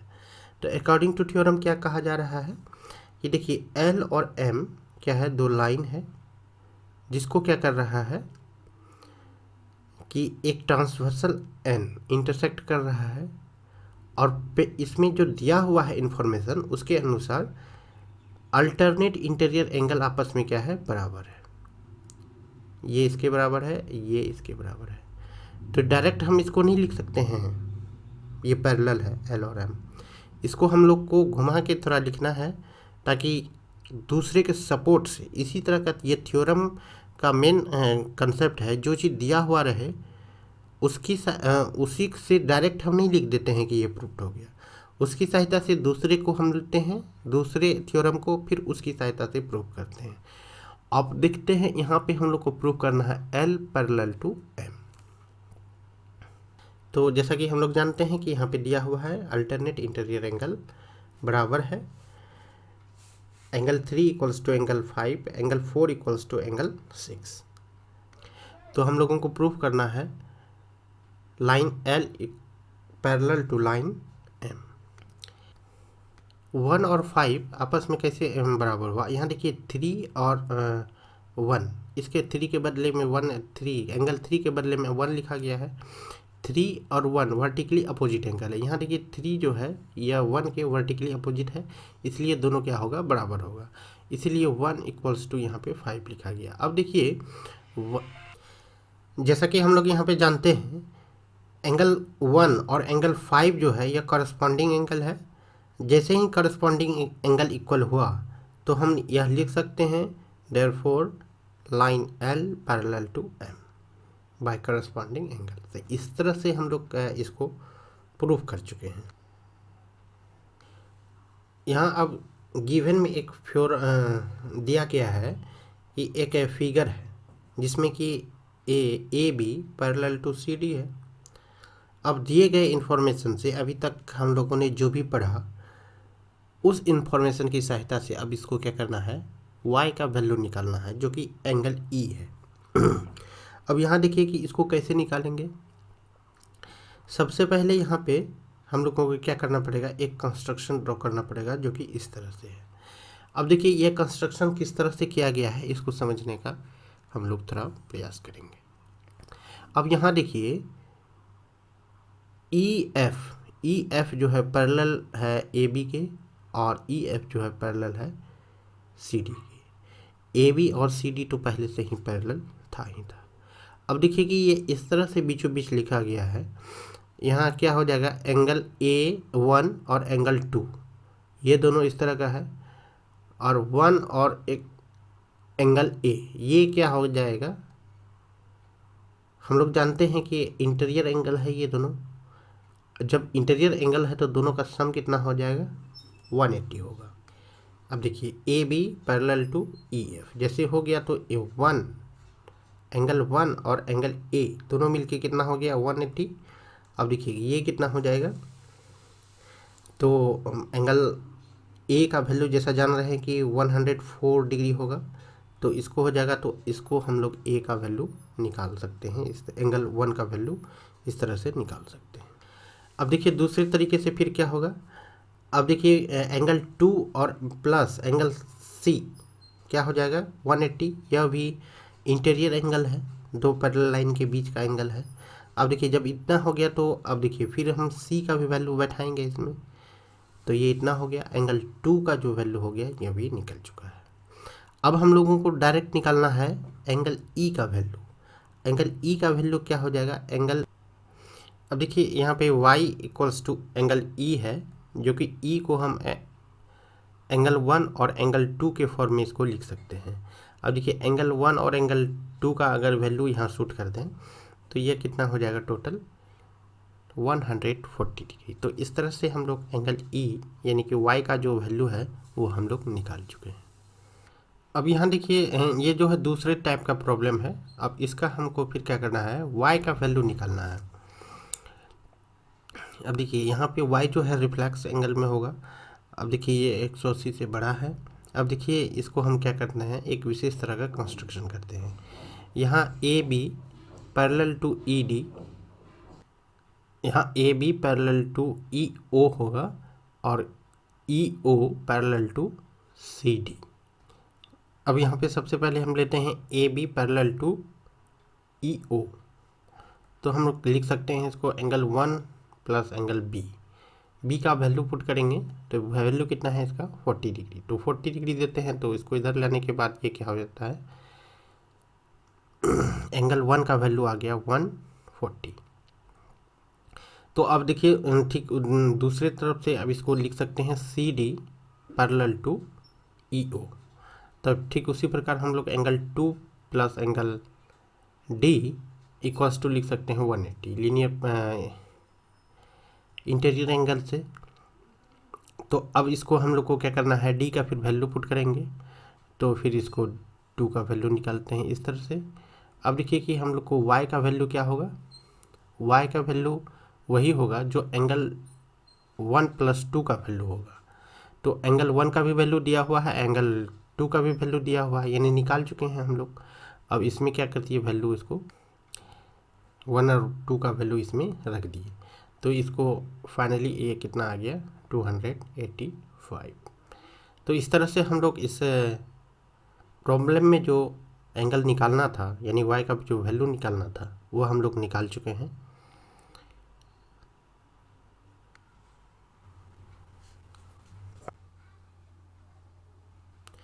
अब देखिए, अब हम लोगों के सामने ट्रायंगल है, ट्रायंगल के बारे में जानना है और इनकी प्रॉपर्टीज के बारे में जानना है, ट्रायंगल की क्या विशेषता है इनके बारे में जानना है, ट्रायंगल से क्या क्या थ्योरम हम लोग सीख सकते हैं इनके बारे में जानना है, ट्रायंगल के सारे प्रॉपर्टीज के बारे में भी हम लोगों को जानना है।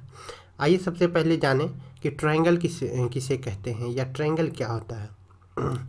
तो triangle the plane figure which is bonded by 3 line segment is called triangle। देखिए कि ये आसान शब्दों में ये कहे हैं हम लोग और अभी सीख रहे हैं। देखिए ये क्या है, एक प्लेन फिगर है। मान लीजिए कि प्लेन फिगर है तो मान लीजिए ये क्या होगा, एक प्लेन में होगा। जब ये प्लेन में होगा तो यह किस तरह का बाउंडेशन है कि 3 लाइन सेगमेंट से वह बॉन्डेड होगा, यानी एक क्लोज फिगर होगा जो कि 3 लाइन सेगमेंट से बॉन्डेड होगा। तो इसको हम लोग एक एग्जांपल के तौर पे यहाँ देख सकते हैं फिगर में कि ABC एक ट्रायंगल है। यहाँ देखिए कि इसमें 3 साइड है। हम लोग यहाँ देखेंगे कि इसमें कितना है, 3 साइड है। पहला साइड क्या है AB और दूसरा क्या है BC और तीसरा क्या है CA या AC। तो इसको हम लोग कैसे इस डेफिनेशन से रिलेट करें, तो ये क्या है, एक प्लेन में है, एक प्लेन में है और इसको हम लोग देखते हैं क्या है, ये 3 साइड यानी AB क्या है, यहाँ से यहाँ तक एक साइड है, एक साइड ये, 2 साइड, 3 साइड। अब देखिए कि ये कोई खुला नहीं है। इस तरह के अगर क्षेत्र हो इस तरह का तो इसको क्या कहेंगे, इस तरह का क्षेत्र को हम लोग ट्रायंगल नहीं कहेंगे क्योंकि ये यहाँ जुड़ा हुआ नहीं है। तो इसको जब इस तरह से अगर अलग इस तरह से जुड़ा हुआ हो तभी ही हम इसको क्या कह सकते हैं, ट्रायंगल कह सकते हैं। याद रखिए यह क्या होना चाहिए, क्लोज फिगर होना चाहिए, ये बॉन्डेड होना चाहिए 3 साइड से। अब देखिए ट्रायंगल का जो क्लासिफिकेशन है हम लोग बहुत तरीके से करते हैं, उसमें से एक है कि इसके साइड के अनुसार क्लासिफिकेशन। अब आइए उस पर हम चर्चा करें। Type of triangle on the basis of side. Side के अनुसार ट्रायंगल का क्लासिफिकेशन कितने तरह से करते हैं। पहला क्लासिफिकेशन है इसका इक्विलेटरल ट्रायंगल, इक्विलेटरल ट्रायंगल। दूसरा है आइसोसेलेस ट्रायंगल, तीसरा है स्केलेन ट्रायंगल। ये 3 तरह से हम लोग क्या कर सकते हैं, ट्रायंगल का क्लासिफिकेशन कर सकते हैं on the basis of side. Side के अनुसार हम लोग 3 तरह का क्लासिफिकेशन कर सकते हैं। अब देखिए इसी क्लासिफिकेशन को जब हिंदी मीडियम में पढ़ते हैं तो इसको क्या कहते हैं, समबाहु त्रिभुज, समद्विबाहु त्रिभुज और विषमबाहु त्रिभुज, इस तरह का हम लोग पढ़ा करते हैं। अब देखिए कि यहाँ पे हम लोग जो पढ़ रहे हैं सबसे पहले हम लोग क्या पढ़ेंगे, इक्विलेटरल ट्रायंगल।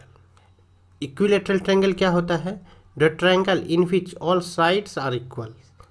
सभी साइड क्या होगा, इक्वल होगा। यानी कि अगर कोई भी ट्रायंगल हो इस तरह का जिसमें कि ए बी सी एक ट्रायंगल हो जिसमें A B equals to B C equals to C A, सभी साइड क्या होगा, इक्वल होगा। यहाँ पे दिखाया भी गया है सिंबल से। अब देखिए कि यहाँ पे इक्वल का साइन है, ये साइड यानी ए बी ये किसके इक्वल होगा, बी सी के इक्वल होगा। बी सी का साइड क्या होगा, सी ए का इक्वल होगा। तो इस तरह से हम लोग क्या कर सकते हैं कि ये तीनों साइड क्या है, इक्वल होगा ही होगा अगर यह इक्विलेटरल ट्रायंगल है। अब देखिए दूसरा इसका टाइप जो है आइसोसेलेस ट्रायंगल क्या होता है, the triangle in which two sides are equal is called isosceles. कोई भी ट्रायंगल में अगर दो साइड अगर इक्वल है तो वो क्या हो जाएगा, आइसोसेलेस ट्रायंगल है। अब देखिए यहाँ पे क्या है, ए बी सी एक ट्रायंगल है जिसमें ए बी और ए सी दोनों क्या है, इक्वल साइड है, इसलिए ये क्या होगा, आइसोसेलेस ट्रायंगल होगा। इसलिए हम कह सकते हैं triangle A B C is isosceles triangle. अब देखिए स्केलन ट्रायंगल किसको कहेंगे, the triangle in which all sides are not equal each other, यानी कि कोई भी साइड जो है वह बराबर नहीं हो। यहाँ पे एल एम एन तीन पॉइंट है ट्रायंगल का, इसमें देखिए कि L M not equals to M N not equals to N L. तो इस तरह से कोई भी साइड अपने आप में इक्वल नहीं है, तो इसको हम लोग कहेंगे स्केलन ट्रायंगल। ये ट्रायंगल का तीनों क्लासिफिकेशन जो है ये on the basis of side किया गया है। अब देखिए कि हम लोग ये एक स्पेशल क्लासिफिकेशन का टाइप था और एक दूसरा क्लासिफिकेशन है on the basis of angle. Angle के भी अनुसार यानी अकॉर्डिंग टू एंगल हम लोग ट्रायंगल को क्लासीफाई कर सकते हैं और विशेष तरीके से। अब देखिए कि इसको हम लोग कैसे करें, type of triangle on the basis of angle. तो एंगल के अनुसार कैसे होगा, सबसे पहला इसका कैटेगरी, इस कैटेगरी में यानी इस क्लासिफिकेशन में पहला टाइप है राइट एंगल ट्रायंगल, दूसरा क्या है एक्यूट एंगल ट्रायंगल, तीसरा है ऑब्ट्यूज एंगल ट्रायंगल। अब देखिए राइट एंगल ट्रायंगल क्या होता है, the triangle in which one of the angle measure 90 degree is called right angle triangle. तो राइट एंगल ट्रायंगल हम लोग उसी को कहेंगे जिसमें कि ट्रायंगल में एक एंगल 90 डिग्री होगा ही होगा। अब यहाँ पे देखिए ए बी सी एक ट्रायंगल है जिसमें से क्या है, एंगल बी क्या है, यहाँ पे राइट एंगल ट्रायंगल है। तो अब हम इसको क्या कहेंगे कि यह एक राइट एंगल ट्रायंगल है। यहाँ देखिए कि ये जो एंगल बी है, ये बी ये क्या है, राइट एंगल ट्रायंगल है, राइट एंगल है। तो इसीलिए ट्रायंगल ए बी सी यह पूरा क्या हो गया, राइट एंगल ट्रायंगल हो गया।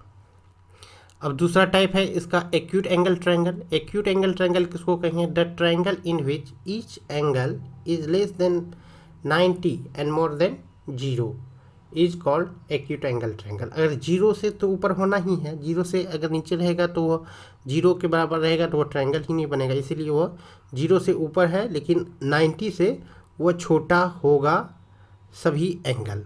जैसे कि यहाँ पे देखिए इसमें पी क्यू आर एक ट्रायंगल है जिसमें सभी angle P, angle Q, angle R 90 से छोटा है और 0 से बड़ा है।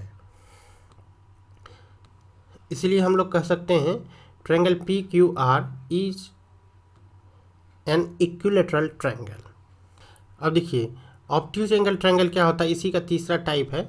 देखिए तीसरा टाइप इसका ऑब्ट्यूज एंगल ट्रायंगल। अब देखिए यहाँ the triangle in which one angle is more than 90 but less than 180। अब देखिए ऐसा ट्रायंगल होना चाहिए जिसमें कि एक एंगल वह 90 से ज़्यादा हो और 180 से कम हो और यह कंडीशन को पालन करे ही करे, तभी यह ऑब्ट्यूज एंगल ट्रायंगल हो सकता है। तो यहाँ देखिए कि इस तरह का होगा जब भी, यहाँ देखिए ट्रायंगल ए बी सी दिया हुआ है जिसमें से क्या है, एंगल बी जो है 190 से बड़ा है लेकिन क्या है, यह एंगल बी 90 से बड़ा है लेकिन 180 से छोटा है। तो इस तरह से 180 के अगर बराबर होगा तो ये ट्रायंगल तो बनेगा ही नहीं। तो यहाँ पे भी देखिए कि ये एंगल जो है बी एंगल, तो यह क्या है 90 से बड़ा है, तो इसीलिए हम कह सकते हैं ट्रायंगल ए बी सी यह क्या होगा, ऑब्ट्यूज एंगल ट्रायंगल कहलाएगा। इसलिए हम लोग फाइनली कह सकते हैं triangle ABC and obtuse angle triangle. अब हम लोग को सम टर्म को हम लोग को जानना है कि सम कुछ टर्म है जिसको कि हम लोगों को अभी जानना है। सबसे पहले हम लोग जानेंगे कि मीडियन क्या होता है। देखिए median, the line segment which joins the mid point of that side with the opposite vertex. अब देखिए कि एक कोई ट्रायंगल है ABC, अगर ABC कोई ट्रायंगल है तो इसमें से ये वर्टेक्स और उसके सामने वाले साइड, मान लेते हैं कि एक वर्टेक्स B है और उसके सामने वाला साइड क्या है, AC है। इसको क्या करते हैं, दो बराबर भागों में डिवाइड करते हैं AC को, तो हम पाते हैं कि मिडिल पॉइंट क्या है, E है। E है तो AE और EC दोनों क्या हो गया, बराबर हो गया, तो ये क्या हो गया, middle point. Middle point E को और वर्टेक्स B से इसको अगर मिला देते हैं तो हम इसको क्या कहेंगे, BE को हम लोग कहेंगे कि यह क्या है, मीडियन है। ठीक उसी प्रकार क्या है, फिर इसमें भी वही है, इसमें भी A से क्या करते हैं, BC के मिड पॉइंट पे मिलाते हैं और यह यहाँ पे मिलता है D पर, तो ये क्या कहलाएगा, AD क्या कहलाएगा, इसका मीडियन कहलाएगा। ठीक उसी प्रकार ये भी है, CF भी क्या है, इसके मिडिल पॉइंट पे से मिला दिया गया है AB के। तो यहाँ पे तीन मीडियन हम लोगों को यहाँ दिख रहा है, एक है AD और दूसरा है BE और तीसरा है CF। तो इस तरह से इसको हम लोग क्या कहेंगे, मीडियन कहेंगे। ध्यान रहे कि ये मीडियन, जो तीनों मीडियन अगर हम लोग ड्रॉ करेंगे, तीनों एक ही पॉइंट पर इंटरसेक्ट करेगा, यानी कि तीनों क्या होगा, एक कनकरेंट होगा। तो अब देखिए कि इसी से रिलेटेड एक पॉइंट है सेंट्रॉइड। अब देखिए कि एक टर्म है कहें तो इसको सेंट्रॉइड किसको कहेंगे। अब देखिए कि सेंट्रॉइड क्या है, the point of intersection of medians is called centroid. यहाँ देखिए कि ठीक मीडियन, सारा मीडियन को हम लोग क्या किए हैं, यहाँ ड्रॉ कर लिए हैं। यहाँ जब ड्रॉ कर लिए हैं मीडियन को, ये सारा मीडियन कहाँ, पॉइंट G पर क्या करता है, इंटरसेक्ट करता है। जब ये G पर इंटरसेक्ट करता है तो हम कहेंगे कि यह क्या है, इस पॉइंट को हम लोग कहेंगे सेंट्रॉइड।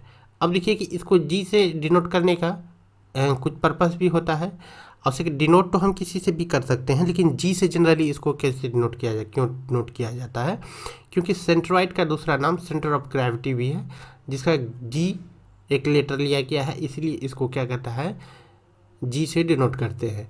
लेकिन यहाँ पे किसी भी चीज़ से हम लोग डिनोट कर सकते हैं, लेकिन यहाँ G जनरली किया जाता है।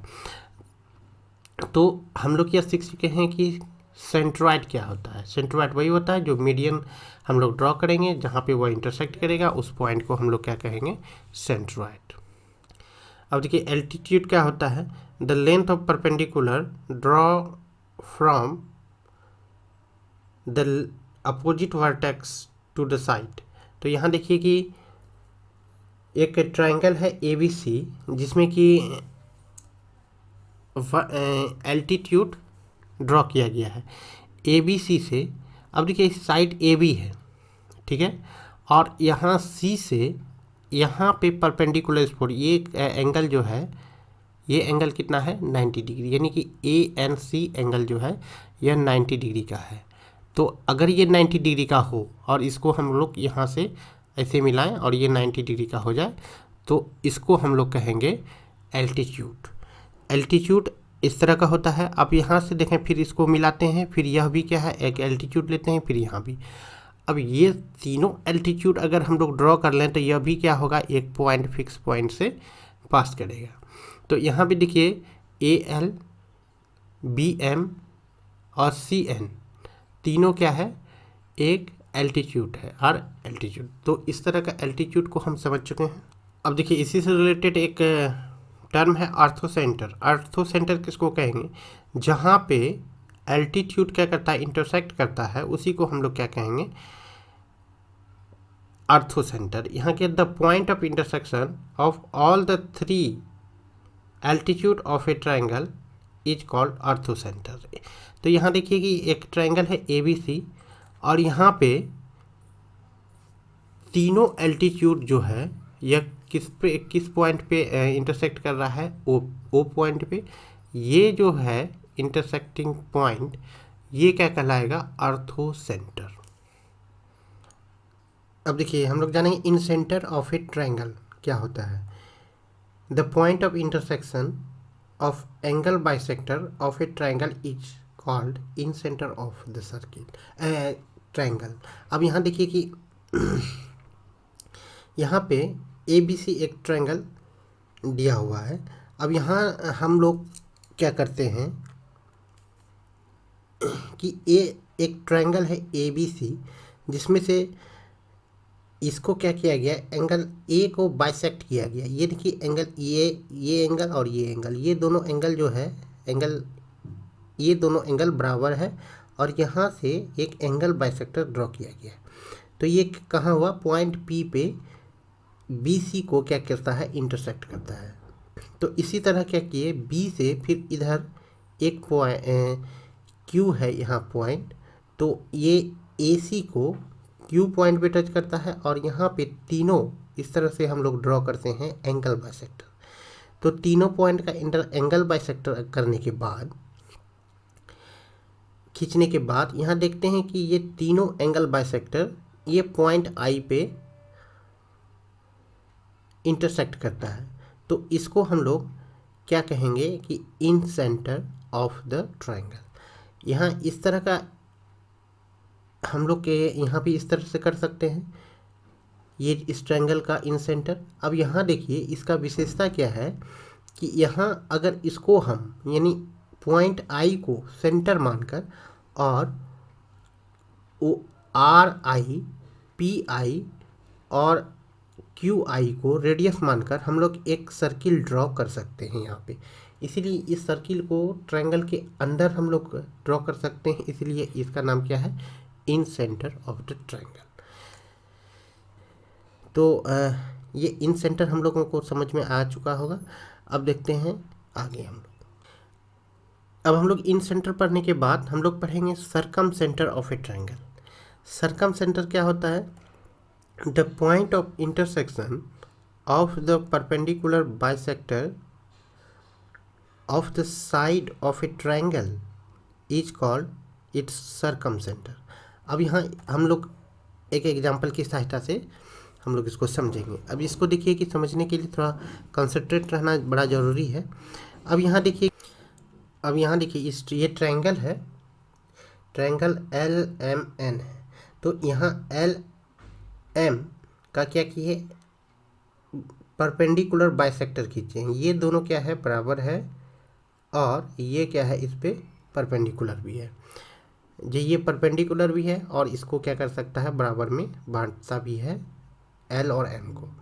LMN लाइन सेगमेंट को ये दो बराबर भागों में पॉइंट P इसको डिवाइड करता है।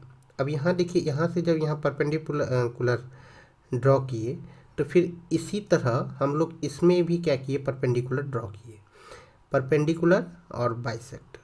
तो इसीलिए इसको कहा गया परपेंडिकुलर बाइसेक्टर। तो ये तीनों साइड के साथ ऐसा ही किए। तो ये क्या है, Q पॉइंट पे LMN को इंटरसेक्ट करता है यहाँ पे। अब देखिए ये तीनों पॉइंट पे जब हम परपेंडिकुलर बाइसेक्टर ड्रॉ करते हैं तो देखते हैं परपेंडिकुलर बाइसेक्टर जो है एक पॉइंट C पर इंटरसेक्ट करता है। अब देखिए इसी पॉइंट को हम लोग क्या करेंगे, इसको क्या कहेंगे, सरकम सेंटर ऑफ द ट्रायंगल।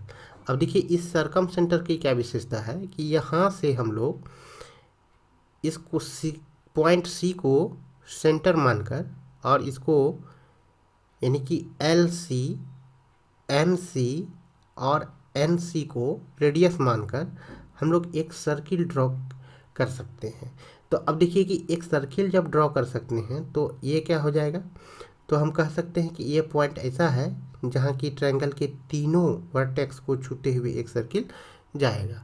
और ठीक उसी प्रकार यहाँ इन सेंटर जब पढ़ते थे, यहाँ इन सेंटर है, यहाँ पे इन सेंटर में हम लोग क्या कर सकते थे, ट्रायंगल के अंदर में हम लोग यहाँ पे सर्किल ड्रॉ कर सकते हैं। यहाँ ट्रायंगल के बाहर ट्रायंगल के तीनों वर्टेक्स को छूते हुए सर्किल ड्रॉ कर सकते हैं। यही अंतर है सरकम सेंटर और इन सेंटर में। तो इन सेंटर में क्या है, ट्रायंगल के अंदर हम लोग सर्किल ड्रॉ कर सकते हैं ट्रायंगल को छूते हुए, और सरकम सेंटर में हम लोग सर्किल ड्रॉ कर सकते हैं, ऐसा सर्किल जो कि ट्रायंगल के वर्टेक्स को छूते हुए निकले। तो यह एक स्पेशल प्रॉपर्टी है जिसको कंस्ट्रक्शन में हम लोग अच्छा से इसको बनाते हैं और समझते हैं। तो इसको थियोरेटिकली भी प्रूफ होगा। अब हम लोग आगे डिस्कस करें।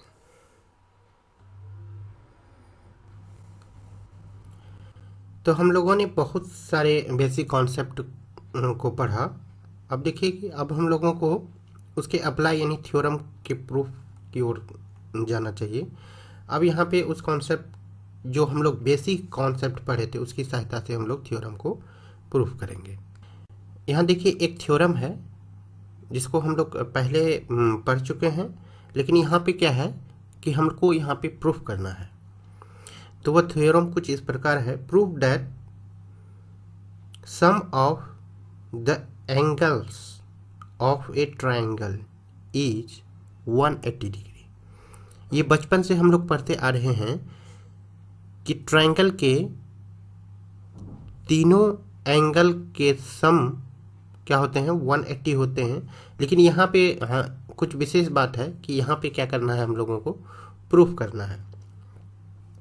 तो आइए प्रूफ करने का जो स्टेप है उसको हम लोग आगे बढ़ाते रहें। अब देखिए सबसे पहले क्या इसमें दिया हुआ है, क्या हम लोगों को प्रूफ करना है, उसको अलग अलग करना है। अब देखिए इस फिगर में भी क्या है, ए बी सी एक ट्रायंगल है जिसमें से एंगल 1, एंगल 2, एंगल 3 डिनोट किया गया है, और एक कंस्ट्रक्शन किया गया है पी क्यू। अब यहाँ देखिए ए बी सी। अब देखिए फिर प्रूफ हम लोग को करना है angle 1 plus angle 2 plus angle 3 equals to 180 degree. अब यहाँ देखिए हम लोगों को कंस्ट्रक्शन यहाँ पे किए हैं, जो यहाँ पे इसको ऐसे अप्लाई किया गया है। Draw a line P Q through point A such that P Q parallel to B C. अब देखिए पी क्यू जो है वो बी सी के पैरेलल है। अब बी सी के जब पैरेलल है तब अब हम इसको इस तरह से हम लोग को जो भी यहाँ पे है, तो अब देखिए कि इस एंगल में वो सारे प्रॉपर्टी को यहाँ पे लॉन्च करेंगे, जो कि दो पैरेलल लाइन के बीच का जो एक ट्रांसवर्सल लाइन जाता था, वो सारा प्रॉपर्टी यहाँ पे अभी हम लोग इसमें प्रयोग करेंगे। अब यहाँ देखिए प्रूफ के सेक्शन में यहाँ हम जानते हैं कि P Q parallel to B C है। यहाँ ये कहाँ से आया, तो ये क्या आया, कंस्ट्रक्शन से आया। कंस्ट्रक्शन में हम लोग ये डिक्लेयर किए हैं, इसलिए हम लोग यहाँ पे लिखे हैं। अब यहाँ क्या है, पी क्यू यहाँ है, ये लाइन को रिप्रेजेंट करता है, और बी सी क्या कर रहा है, इस लाइन को रिप्रेजेंट। ये दोनों क्या है, पैरेलल है। जब ये दोनों पैरेलल है तो पैरेलल के सारे प्रॉपर्टीज को ये फॉलो करेगा। अब देखिए जब ये पैरेलल है तो अब देखिए कि ये इससे क्या हो जाएगा, 4 equals to 3, angle 4 equals to 3, angle 5 equals to angle 2। अब देखिए कि ये जो है तो ये कहाँ से हुआ, तो ये अल्टरनेट एंगल से ये हुआ। यहाँ P A Q is a line, यहाँ लिखा पी ए क्यू एक लाइन है। जब लाइन है तो इस पे बना हुआ जितना भी एंगल है वो कितना होगा, 180 का होगा ही होगा। अब देखिए कि ये देखिए यहाँ क्या है जाएगा, ये 4 और 3 और ये कितना है 5, ये तीनों एंगल को जोड़ दें तो ये कितना हो जाएगा, 180 के बराबर होगा। इसलिए अब हम लोग इसको क्या ले सकते हैं, angle 4 plus angle 3 plus angle 5 equals to 180। अब यहाँ देखिए कि 4 को अब क्या लिख सकते हैं हम, 4 जो है यहाँ भी है। अब देखिए 4 इक्वल्स टू कितना है, 1 है, और 4 को यहाँ है, तो इसको हम लोग क्या कर सकते हैं, 1 यहाँ पे पुट कर दें, और यहाँ देखिए 5 है, तो 5 यहाँ भी है, यहाँ भी है। अब देखिए ये 5 कहाँ है, यहाँ है। अब इसमें लाके 2 को इसमें पुट कर देना है।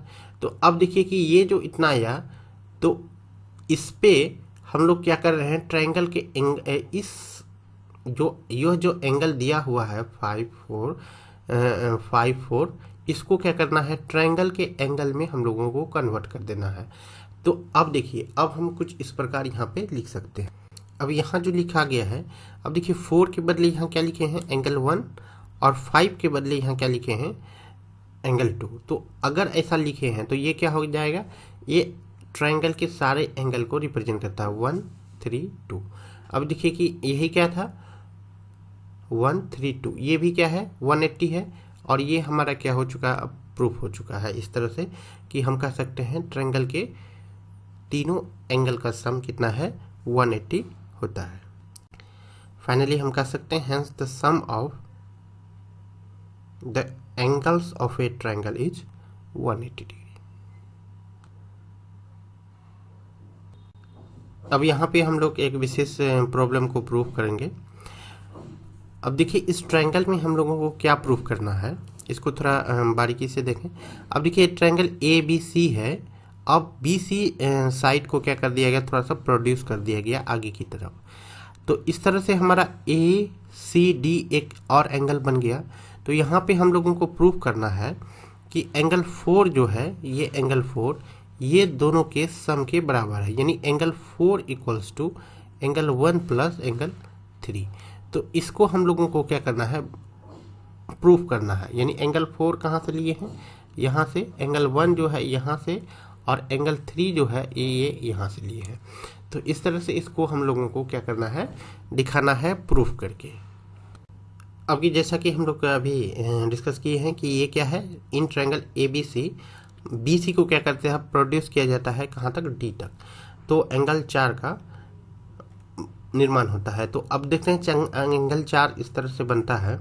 तो हम लोगों को प्रूफ करना है angle 4 equals to angle 1 plus angle 3।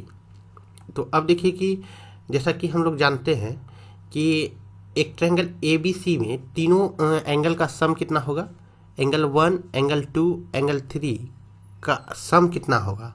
तो जैसा कि हम लोग अभी अभी प्रूफ कर चुके हैं कि ट्रायंगल के तीनों एंगल का सम 180 होता है। तो इसी को हम लोग यहाँ पे लिखे हैं। तो यहाँ पे अगर इतना लिखे हैं तो अब देखिए एंगल 1 2 3 180 हो गया। अब देखिए हम लोगों को क्या दिखाना है कि ये एंगल जो है ये दोनों के बराबर है। अब देखिए कि हम अलग से लेते हैं कि ये अब दूसरा कॉन्सेप्ट से लीनियर पेयर पे कितना होता है, 180 होता है, यानी 2 + 4 ये कितना हो जाएगा, 2 + 4 का भी वैल्यू कितना होगा, 180 होगा। क्योंकि लीनियर पेयर पे बना हुआ लीनियर पेयर जो होगा वह एंगल कितना होगा, उसका दोनों का सम 180 होगा। यहाँ पे देखिए ये हो गया 180। अब दोनों से अब यहाँ पे देखना है, ये भी क्या है, ये तीनों का सम 180 है, और ये भी दोनों का सम क्या है, 180 है। तो ये वाला क्या हो जाएगा, ये इसके बराबर होगा। इसलिए अब हम इतना लिख सकते हैं इसको। अब उसके बाद फिर क्या होगा, इतना लिख सकते हैं। तो अब ये क्या हो जाएगा, 4 जो है 1 और 3 के बराबर ये हो गया। तो फाइनली हम इसको कह सकते हैं hence angle 4 equals to angle 1 plus angle 3। इस तरह से हम क्या कर चुके हैं, हम यह प्रूव कर चुके हैं कि एक्सटीरियर एंगल जो होता है वह क्या होता है, बाकी इंटीरियर एंगल जो कि इसमें नहीं लगा हुआ है, तो 2 एंगल के बराबर होना, यानी कि 4 जो है इसके दोनों के सम के बराबर है। अब मान लेते हैं कि कोई भी एग्जाम्पल हो, जैसे कि हम लोग इस तरह से करेंगे। तो इसी को अगर बढ़ाते हैं यहाँ पे, तो ये एंगल को छोड़कर बाकी ये जो होगा, ये वाला और ये वाला, तो ये दोनों के सम के बराबर है। मान लेते हैं यहाँ x है, यहाँ y है, यहाँ z है। तो z जो है ये क्या हो जाएगा, z जो है यह x प्लस y के बराबर होगा। तो इस तरह से बहुत सारे जैसे कि यहाँ पे ही लेते हैं, तो इस तरह से लेते हैं, तो ये क्या होगा, आगे अगर बढ़ाएंगे तो ये भी क्या हो जाएगा, ये दोनों एंगल के बराबर होगा। तो इस तरह का बहुत सारा प्रॉब्लम आने पर इसको सॉल्व करेंगे तो हमारा कॉन्सेप्ट और भी एक्सटीरियर एंगल में और भी अच्छा हो जाएगा। अब देखिए यहाँ पे एक क्वेश्चन को हम लोगों को डिस्कस करना है।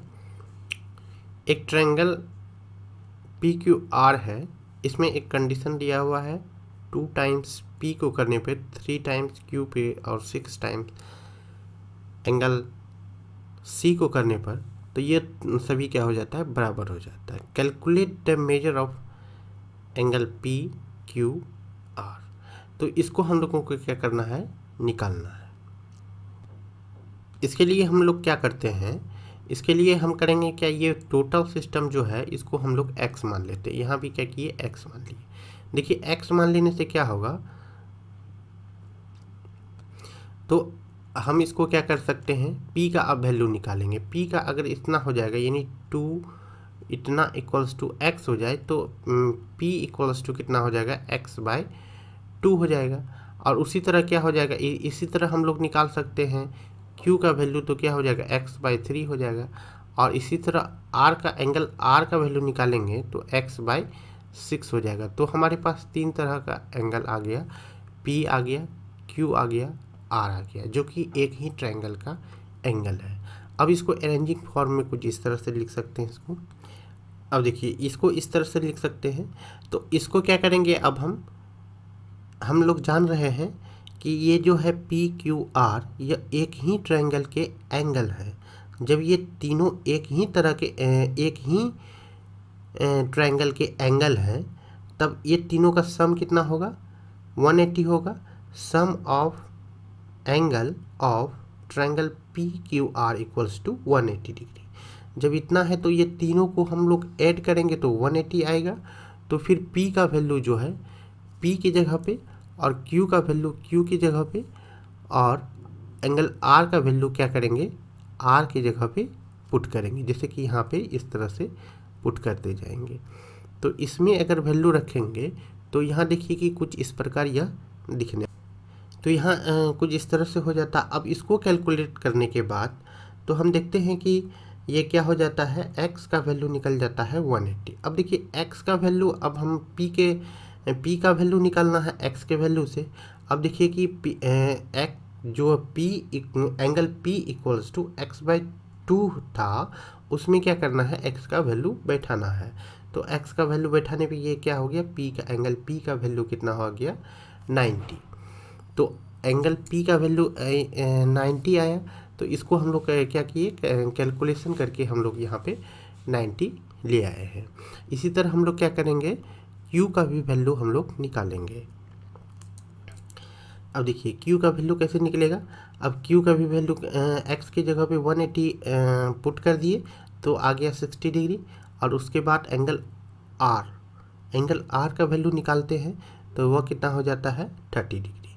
तो इस तरह से हम लोग एंगल p q r ये तीनों एंगल का वैल्यू निकाल चुके हैं। इस तरह से हम लोग तीनों एंगल का वैल्यू निकाल चुके हैं जो कि हम लोगों को निकालना था।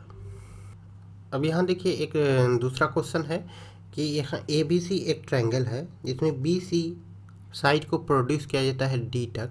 तो कुछ इस प्रकार यह हमारे सामने सिनेरियो बनता है।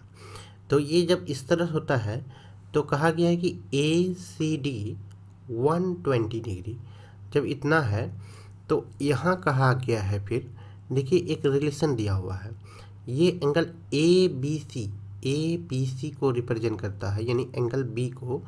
तो ये क्या है, एंगल A है, ये एंगल A है, और एंगल A जो है B से क्या है, डबल है। यहाँ देखने से ही पता चल रहा है क्या है, ये डबल है। अगर हम एंगल B को x माने तो ये क्या हो जाएगा, ये हो जाएगा कितना, हाफ हो जाएगा। तो ये B को अगर x माने तो ये, अगर हम इसको x माने, अगर ये क्या होगा, A को x माने तो B क्या हो जाएगा, x/2 हो जाएगा। तो अब देखिए, अब इसको क्या करते हैं हम लोग, ए को क्या मान लेते हैं, एक्स मान लेते हैं, तो ये बी क्या हो जाएगा, x/2 हो जाएगा। तो अब हम क्या करते हैं, जैसे एक्सटीरियर एंगल से हम लोग जानते हैं angle A plus angle B equals to A C D, यानी ए सी डी जो है ये एक्सटीरियर एंगल है। तो हम लोग x दे दिए यहाँ पे, यहाँ x/2, फिर इतना, फिर इसको कैलकुलेशन करने के बाद फिर x का वैल्यू हम लोग क्या करते हैं, निकाल लेते हैं। तो x का वैल्यू कितना आ जाएगा 80। अब देखिए हम लोग को a का भी वैल्यू निकाल सकते हैं और b का भी। तो a का वैल्यू कितना आ गया 80 डिग्री, और b का वैल्यू क्या है, ये x की जगह पे 80 रख दिए तो आ गया 40। तो इस तरह से हम लोग a और एक एंगल a और एंगल b दोनों का वैल्यू निकाल चुके हैं। अब यहाँ पे एक फिगर दिया हुआ है इस क्वेश्चन में। अब फिगर में बहुत सारे एंगल का वैल्यू भी दिया हुआ है। अब देखिए कि यहाँ 50 डिग्री है एंगल बी का वैल्यू, तो ये क्या है यहाँ पे इस तरह का है। अब देखिए कि ये क्या है, सी डी ई, यहाँ क्या करना है 40 है तो 40 दिया हुआ है। अब देखिए कि ये कितना है 30 डिग्री है, तो ये भी 30 डिग्री दिया हुआ है। अब हम लोगों को निकालना है ए ई डी, यानी ए ई डी, ये एंगल हम लोगों को क्या करना है, निकालना है। तो ये एंगल निकालने के लिए अब हम स्टार्ट कर रहे हैं। अब देखिए कि ये एक्सटीरियर एंगल पे बेस्ड है, तो इसको हम लोग कैसे निकालेंगे, इसके लिए स्टेप वाइज हम लोग प्रोसीड करेंगे इसको। यहाँ पे दो वैल्यू दिया हुआ है। अब देखिए कि 30 डिग्री और 50 डिग्री। अब ये कितना है 30 डिग्री ए का है और 50 डिग्री जो है वो कितना है बी का है। अब इस तरह से ये जो है हम जानते हैं एक्सटीरियर एंगल से कि एक्सटीरियर एंगल से क्या होता है। अब देखिए ए सी डी कहाँ है, ए सी डी, ये जो है यानी ये एंगल, ये एंगल किसका एक्सटीरियर है, इसके और इसके है, यानी कि दोनों ए और बी एंगल को जोड़ देने के बाद इतना का इसका वैल्यू क्या होता है, निकल जाता है। जब इसको वैल्यू, अब इसका क्या करेंगे, दोनों का वैल्यू इसमें पुट करेंगे और ए सी डी यानी इस एंगल का वैल्यू हम लोग निकालेंगे। तो ये इतना हो गया और फाइनली क्या हो गया, ये इतना हो गया। अब हम लोगों को तो ये तो निकाल चुके हैं, इसका वैल्यू हम लोग निकाल चुके हैं, ये कितना हो जाएगा 80 डिग्री। जब ये इतना हो जाएगा तो ये कितना हो जाएगा, अब ये दोनों का सम आ जाएगा, यानी 80 प्लस 40, तो ये क्या हो जाएगा, ये इतना हो जाएगा।